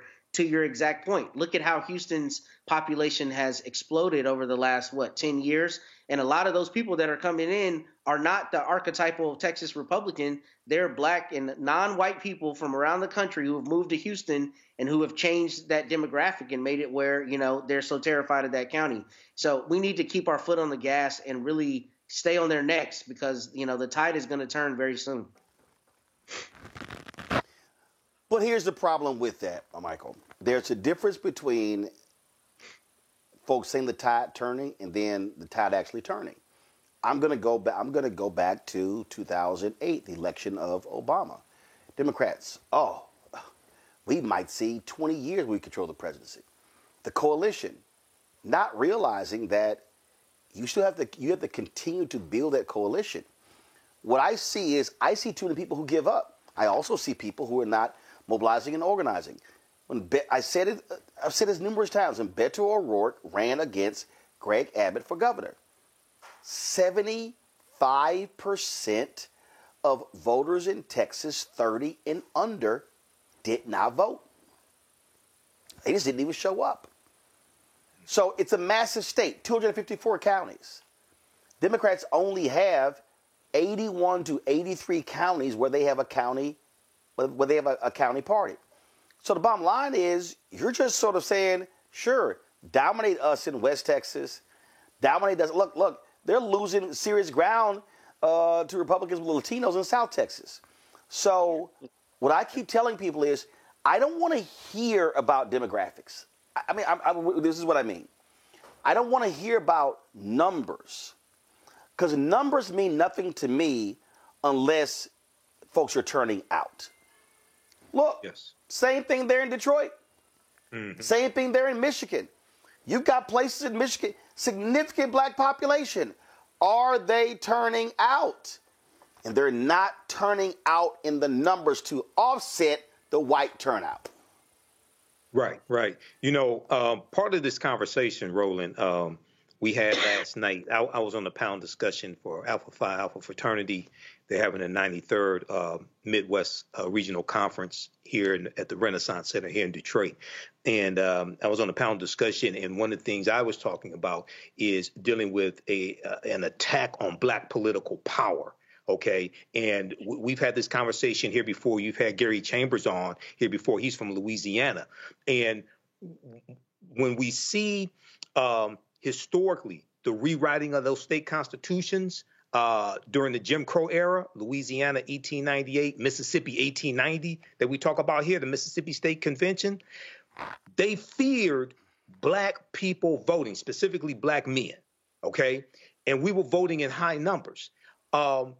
And some of those laws, the felony disenfranchisement laws, and it's really people to understand how what we're dealing with here in the present is related to the collapse of Reconstruction in the Jim Crow era.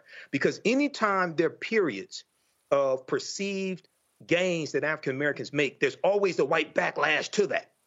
And we should have seen this white backlash coming because they put it in a book. It's called Project 2025, 922 pages. They spell out everything. But when we look at the felony disenfranchisement law that they passed in 1890 in Mississippi, if you were convicted of a felony, you lost your right to vote for life. It was specifically targeting the black political power there in Mississippi. That felony disenfranchisement law still But here's the thing, though. They were not targeting, and this is the distinction I want people to understand. They were not targeting black voters. They were targeting black people who voted. Now, why is that distinction important? Mm-hmm. Because, again, numbers mean nothing if you don't show up. Huge black population in Louisiana, don't show up. So we are actually, and I need everybody to listen to what I'm saying right now. We are doing the job for them. Mm-hmm. We are making their job easy. They're like, Donald Trump literally stood behind numerous podiums and microphones and said, black people, thank you for not voting. Yeah, that 16 was the greatest insult to black America, I'll say, in the last 40 years for somebody to say, Negroes, I appreciate your decision to sit your ass at home. That's what he was saying. That should have pissed off more people. And that's the thing. They are happy when we are fixated on reality shows and other things and we're not showing up to the ballot box. Absolutely. And these are distractions, and they throw these distractions out here because they fear black political power. They fear us voting in masses. Okay, and to show you that fear, Shelby County versus Holder, U.S. Supreme Court case 2013, which gutted Section 5 of the Voting Rights Act. That came after the re-election of President Barack Obama when we voted at historic numbers. That was the first presidential election. I think we voted at 66.7%, I think it was, for African Americans. That was the first presidential election where the percentage of African American registered voters was greater than the percentage of white registered voters who voted. That scared the hell out of a lot of white people, a lot of white conservatives. They came back and attacked us in the courts. So what has to happen is there has to be a direct connection between the conditions that we deal with and how policies that we vote for change those conditions for the better. A lot of times voting becomes an action that we're told to do, but sometimes we're not told what the benefit of voting is, the policies that get put in place, but also how to stop and block what the adversaries are trying to do to you. You have to stop them and block them out at the ballot box. And you also have to understand that you have to fire and vote out the obstructionists who are trying to block you from getting what you want. And the last thing that I think a missing piece of this, and we talked about this in the previous election, you have to speak directly to low wealth people or poor people, et cetera. Speak directly to them, talk to their issues, talk to their concerns. In the 2025 election, and we supported VP Kamala Harris, they didn't mention poor people. They didn't talk about low wealth people, okay? And you're missing millions of people who don't hear their issues spoken to directly. When you speak to their issues directly, this is what Reverend William Barber has been talking about. But here's the deal. We know Trump never spoke to those people as well, and it's two things. I absolutely believe you speak to the issues, but people need to also be aware of what's actually being done as well. And guess what? And all I'm simply saying is, if you are black and you believe voting is an option, then I don't want to hear anything from you. I don't want to hear you complaining about city services and school board and county and the state, whatever, because you chose to sit out. That's why I've said it. Voters, shut the hell up. And I'm sorry. We got people who love to complain, but if you choose to sit out of the process, you are part of the problem. Going to go to a quick break. When I come back, John Leguizamo was on The View today, and man, he laid it out that, frankly, it ain't nothing but a Klan gathering in the Trump administration. We're going to show you what he had to say. You're watching Roland Martin Unfiltered right here on the Black Star Network. Hello, I'm Isaac Hayes III, founder and CEO of Fanbase. Listen to what I'm about to tell you. The window to invest in Fanbase is closing. We've raised over $10.6 million of our $17 million goal. That means there's room for less than 6,370 people to invest in Fanbase for the average amount. The minimum to invest in Fanbase right now is $399. That makes you an owner in Fanbase today. Go to startengine.com/fanbase to invest. Why? Because current social apps have taken advantage of users for far too long, with content suppression, shadow banning, harmful racist content, and no real tools for monetization and equity. Fanbase has over 1.4 million users and counting, allowing anyone to reach all their following and monetize their content from day one. Social media is the new TV, and whoever owns the apps that distribute that content have the opportunity to own potential billion-dollar companies. While big platforms with uncertain futures are failing to serve their users, Fanbase is stepping up to fill the gap. Don't wait until it's too late. Invest now, invest for yourself and your future. Go to startengine.com/fanbase and own the next generation of social media.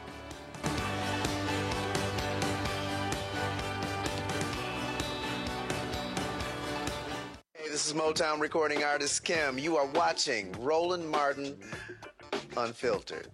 That boy, he always unfiltered, though. I ain't never known him to be filtered. Is there another way to experience Roland Martin than to be unfiltered? Of course he's unfiltered. Would you expect Anything less? Watch what happens next.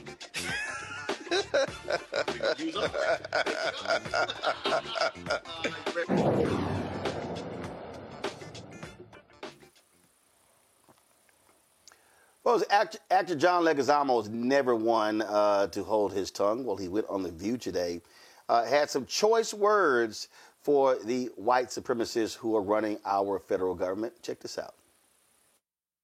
According to you, DEI, which is what you say you are, I am, stands for diligence, excellence, and imagination. That's right. Tell me what your reaction is to Trump's executive order to terminate all the DEI mandates, policies, and programs in the federal government. It's terrible. I mean, they're removing plaques of Black and Latino and women heroes. I mean, what kind of action is that? It's like a white-only club. DEI was supposed to be to help give us equity for Black and Latinos because we've been here for 500 years, 400 years, and you know, there was segregation, lynching, redlining. We were experimented on. You know, we were kept from jobs, from you know, going to the best places, churches, parks. This was to undo 500 years of being oppressed, to give us equity, give us a chance to get to the same level as everybody else. Yes, I mean, I think Americans do want inclusion. I think Americans do want diversity. They grew up with Latino, Black people, Asian, and they know that we have value. Their neighbors, they're in love with us, you know. We're lovely people. We're very sexy. White people have been dominant for such a long time. John, white people have been in control. They don't like it now that other people are sounds taking like it. oppression to people who have not experienced. Some white people. I don't think it's all white people. Of course not. Yeah, but some white people don't want that diversity. Yeah. And that's why he has to demonize DEI. Yes, they have to make us feel like we're getting a leg up and we don't deserve it. But all the Black and Latin people that I know who are in positions of power have to be 5 times better than their white brothers and sisters. Let's talk about our people. Let's talk about the Latinos. You were very vocal, very active during the elections speaking to the Latino community. 46% voted in this country, Latinos in this country, ended up voting for Trump, despite the fact that he demonized Latinos, demonized immigrants every single day. And since becoming president, he's targeted, hunted them down. Yes. I mean, it's like basically pogroms. They're coming after all these people that they said that were criminals. They're not criminals. And there's no due process. You can say anybody's a gang member. And you saw that Fox clip where they said this kid is a gang member, but then they had shaved his head and the hair was still on the floor to make them look like they're gang members. Because there's no due process. Then you can call anybody a criminal. And you know these people are all, you meet immigrants, they're hardworking, lovely, decent, wonderful people. Doing the jobs in this country that nobody else wants to do. We feed America, we serve America, we build America, we give America everything, and they get nothing back. They're not taking from our services. They're not getting anything from us. But that's why they haven't released the identities of those Venezuelans that they have sent to the worst hellhole in the Western Hemisphere. Because they don't want us to know who they are, because this is a made-for-TV farce. But they spoke in Venezuelan television in Spanish and said Guantanamo. I love what he said there, Matt, when he said, look, they want this to be a white-only club. That is the deal. When you see the attacks, on diversity, equity, inclusion, when you see the attacks on Black history, when you see, oh, we made a mistake removing the dedications to Colin Powell and Medgar Evers and Jackie Robinson, it's okay, it was just a mistake. No, it was by design. It is by design. We keep saying this, the goal is erasure. The goal is to establish white supremacy. And that's what this whole focus is. And I need people to also understand, these black people who call themselves MAGA, these black conservatives, they're silent. They're saying nothing. They are approving of this. If you are Wesley Hunt, Burgess Owens, Byron Donalds, Tim Scott, you are silent. You are complicit. You are literally participants in the erasure of your own people. That's if you consider black people to be your people. Matt? And because it's about white supremacy and it's about erasure, it's not even about having any kind of nuance in the conversation about programs that are actually intended to promote diversity. What it's about is making anything that is non-white be equivalent to this devil that you've called DEI. So what I mean is, like Michael mentioned earlier about CQ Brown, I mean, from my understanding, this brother could not have been better credentialed, right? Better qualified for the job. But because he's black, it becomes he's unqualified. Everything's about merit. And you create this dichotomy where you say there's a group of people who inherently have merit, and then there's a group of people who have no merit. The group of people who have merit are white people. The group of people who do not have merit are non-white people. And that binary conversation is what we're hearing with DEI. It's just a euphemism for black or non-white, and I think more often it's black than any other non-white group. But that's what it is. And that's what's insidious about it, because it's crazy, right? Like what we were talking about earlier with the veterans. This shows you how all of this is amorphous and none of it is real. It's all just rhetoric as a means to an end. But if it's about veterans, you support heroes, then you don't inadvertently tell the people in an Air Force training class or, not teach them about the Tuskegee Airmen. I mean, it just doesn't make sense because objectively, those are heroes, right? Objectively, Jackie Robinson is a hero, as is Colin Powell. So to say, oh, we inadvertently removed it, no, that's one of those fake mea culpas when you want to see how far you can get. And ultimately what you want to get to here, they want to get to, is erasing the contributions of black and other non-white people. And that's what it comes down to. But DEI is this dog whistle that has been made tantamount to black. It's not even a question about whether there's an actual program where the actual intention is promoting, black or brown or non-white people at the expense of white people. It's any black person who's in any role is inherently not qualified for that role. And that's the distinction we're seeing, and that's the rhetoric that they're running with. And that's why everything can be pointed to as DEI when there's no conversation whatsoever about individuals' merit and whether they're actually, qualified for whatever position they have. People just need to understand it's a numbers game. It's a numbers game, Michael, when you look at voters, when you look at how white voters voted, when you look at their perspectives. And I mean, I hate to say I called it, but I did. Ever since 2009, I kept saying, y'all, we're living this age of white minority resistance. And whether these white folks want to be overt or covert, they are saying exactly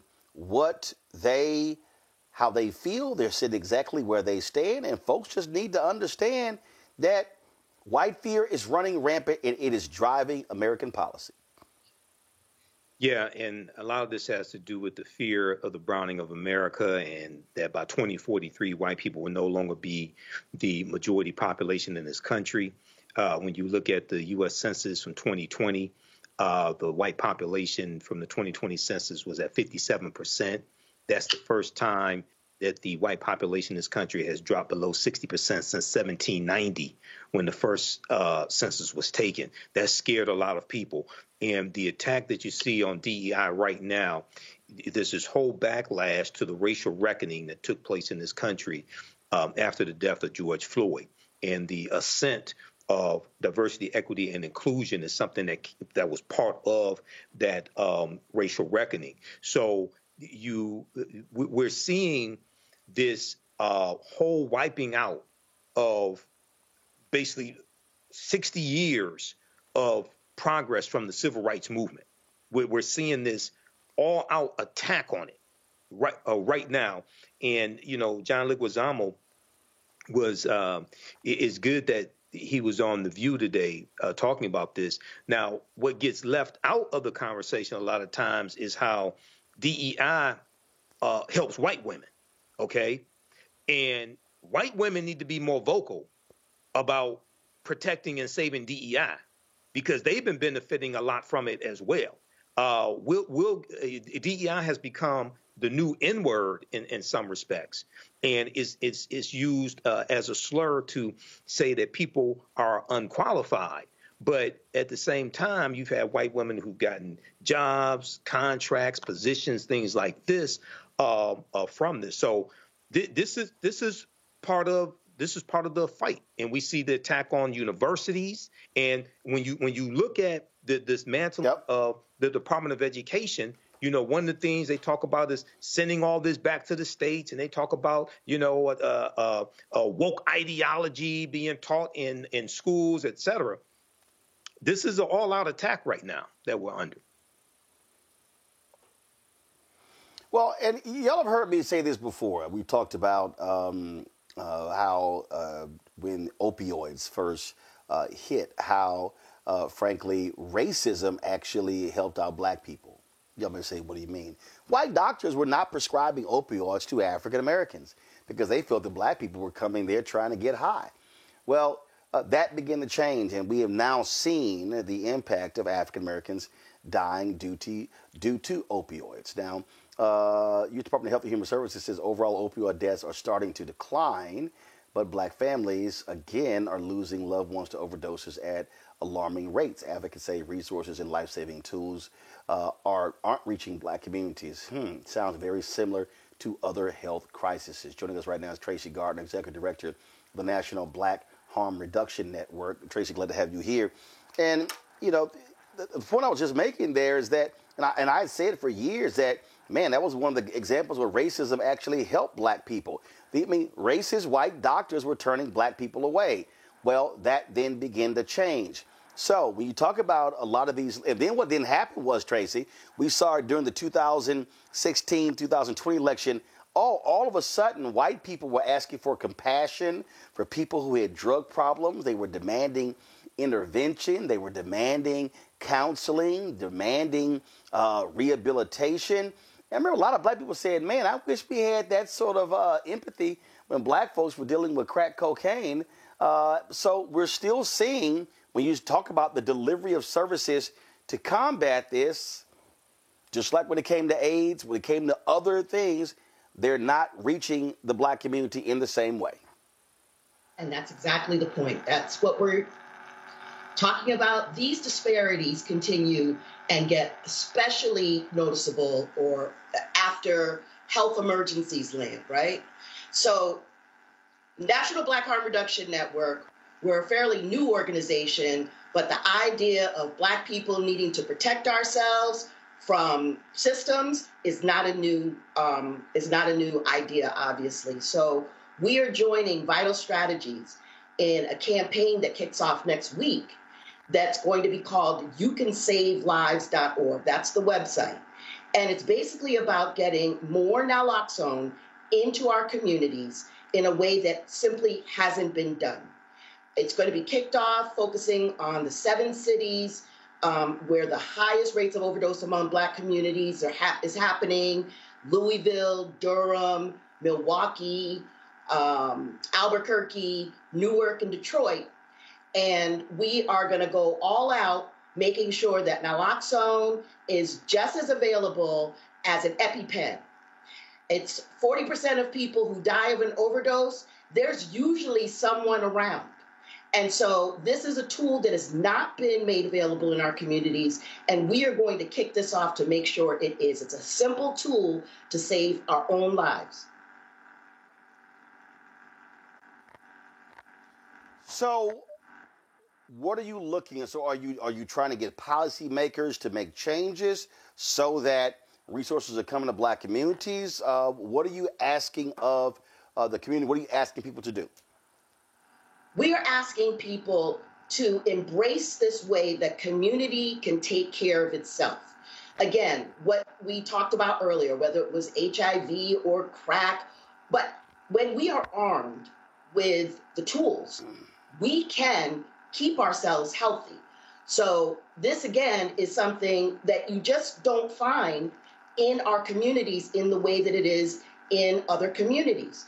The overdose mortality rate, the overdose death rate has gone down in white communities and continues to either hold steady or increase in black communities.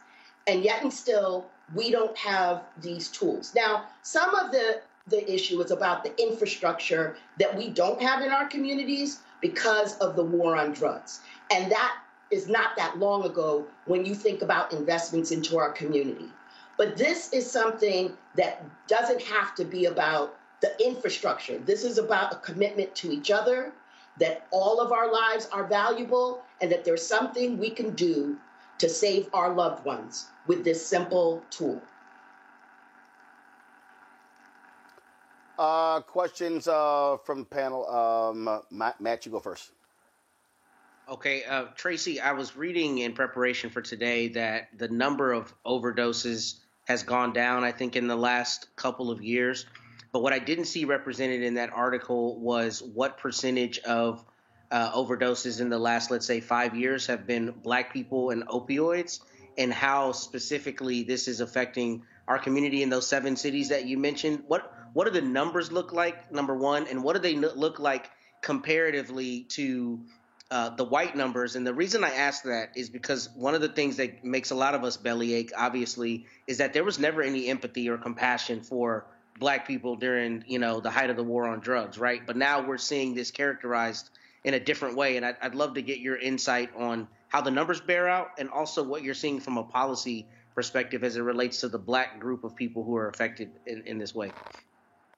Okay, so it is true that the deaths, the opioid overdose deaths, have declined up to 24%. But that obscures what is going on in just about any Black community in this country, from New York to Detroit. And we chose, Vital Strategies and the network chose these cities because it's a disproportionate rate of deaths happening relative to the population of Black folks in these communities. And so we have always borne the brunt of emergencies, primarily because we have made emergency responses. We need to be alive, right? When fentanyl came into the system, this was starting to take out so many Black folks in ways that folks didn't even know. Older Black men wiped out from the introduction of fentanyl to the system, but there was no response there wasn't any response when it started happening to our elders. But then when it went into the white communities, there was a marshaling of efforts and a quick availability of these tools, whether it's naloxone, which a lot of people know as Narcan, test strips, treatment, all these ways that became from the empathy that was being felt for and by Black people or by white people. Though that did not happen for us, right? And there's been a lot of stigma. And the stigma in some parts is a little bit self-imposed, but it's also part of the whole campaign to make us be less than, to dehumanize, and to be absolutely unmindful of the challenges that we face. So in 22 out of the 25 states that we were looking at in a particular study from Georgetown, the rate of overdose death was higher for Black individuals than white through 2022 and 2023. Black men, 54 to 73, are 4 times more likely to die of overdose. Our young people are taking pills, drinking lean, and don't know that these are opiates, and they are at risk. And we need to be able to identify when someone's in an overdose and then be able to have those tools available.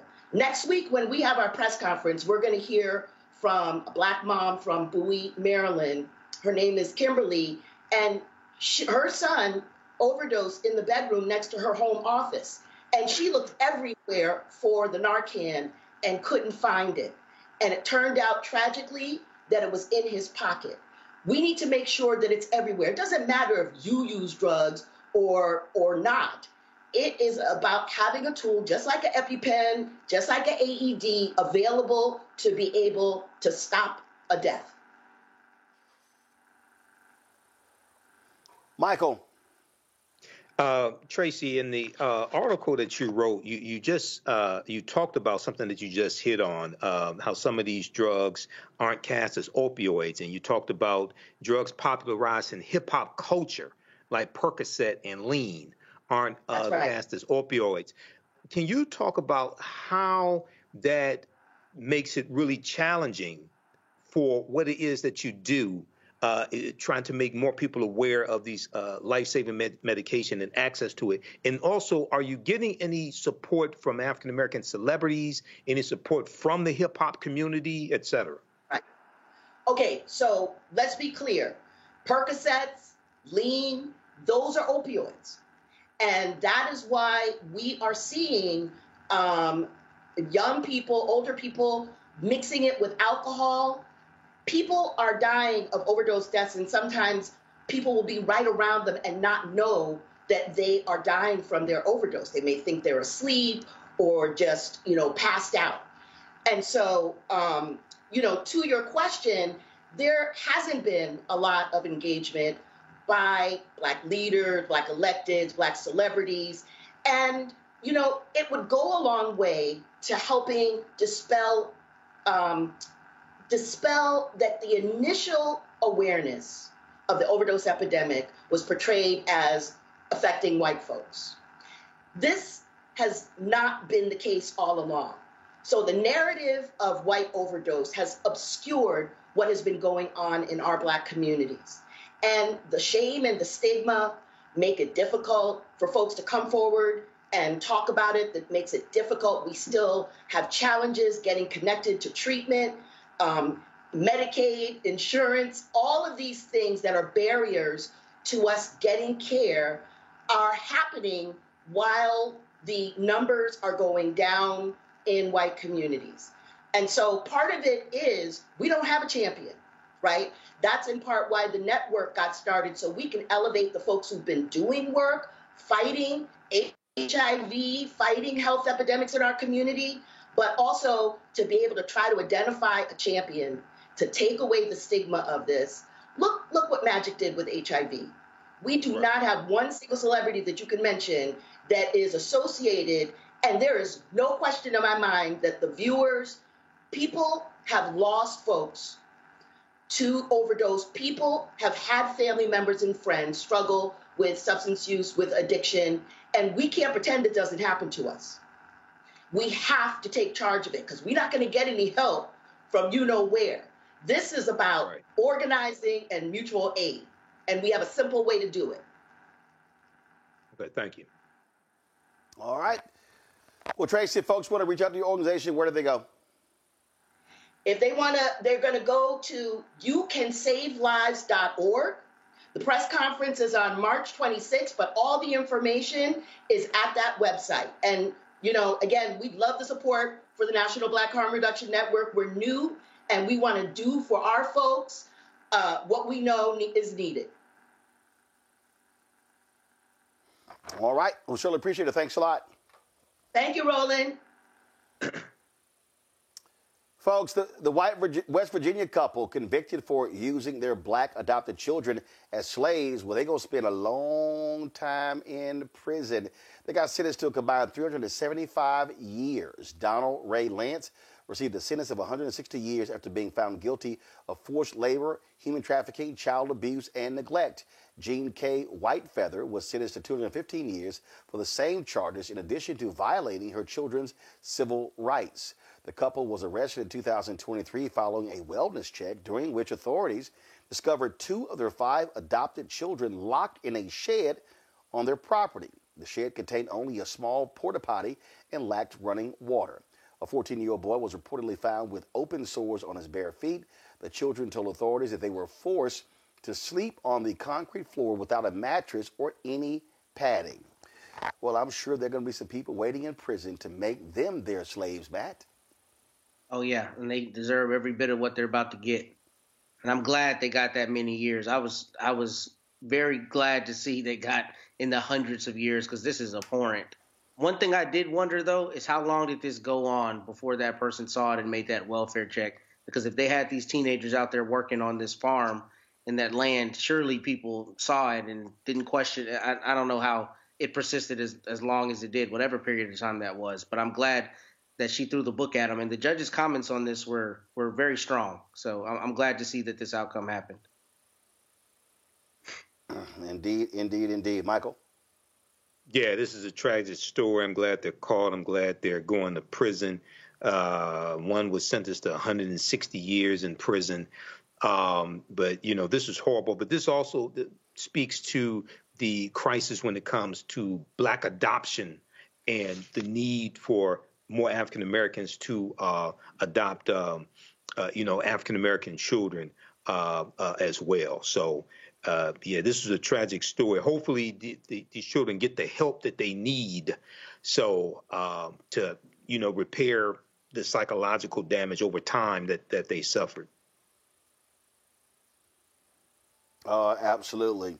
Folks, last weekend, first, remember on our March 4th broadcast, Tiffany Lofton told us about the Student Association having their legislative conference in D.C. And how they need to raise about $39,000 for some students at Florida A&M to attend. Well, folks, because of y'all largesse, we raised way more than that.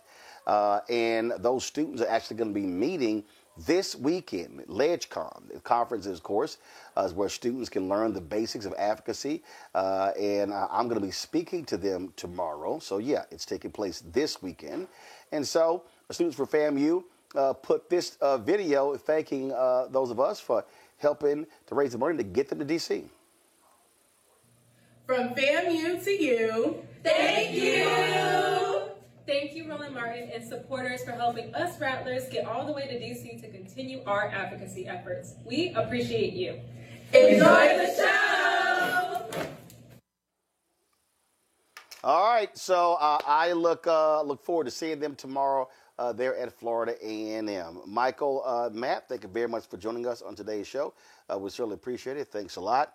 Folks, don't forget, support the work that we do by joining our Bring the Funk fan club. If you want to support our efforts, please do so if you want to use Cash App, use the Stripe QR code. The QR code is right there. If you're listening, go to blackstarnetwork.com to support the work that we do. You can see your check and money order to P.O. Box 57196, Washington, D.C., 20037-0196. PayPal is R. Martin Unfiltered. Venmo is RM Unfiltered. Zelle, Roland at RolandSMartin.com, Roland at RolandMartinUnfiltered.com.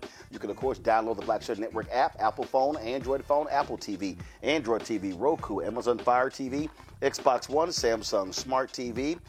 If you want to get Roland Martin Unfiltered and Black Star Network swag, like this shirt that I have on right here, you see the shirt, don't blame me. I voted for the black woman. Come on, come back to me. Come back to me. Come on, come back to me. They come back. See this shirt right here. Don't blame me. I voted for the black woman. A lot of y'all buying the shirts. We certainly appreciate it. All proceeds go right back into the show, so y'all can please help us out. So go to RolandMartin.creator-spring.com. RolandMartin.creator-spring.com. Or just go to BlackStarNetwork.com. You can get our shirt. Hashtag we tried to tell you. FAFO 2025.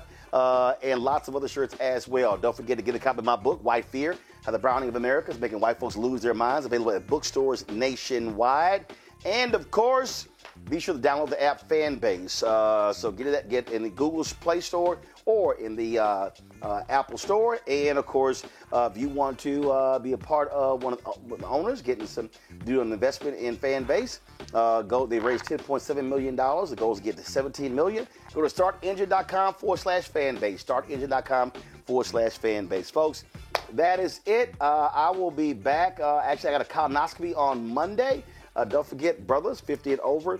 Actually, I think they changed the rule. I think they said it even earlier. So just check with your doctor. But we need to make sure that we are getting our colon checked. So get your colonoscopy. So I'm doing mine on Monday. So I won't be on the show Monday. I'll be back on Tuesday. So we'll have a guest host on Monday. Until then, I'll see y'all. Y'all be sure to take care. Holla!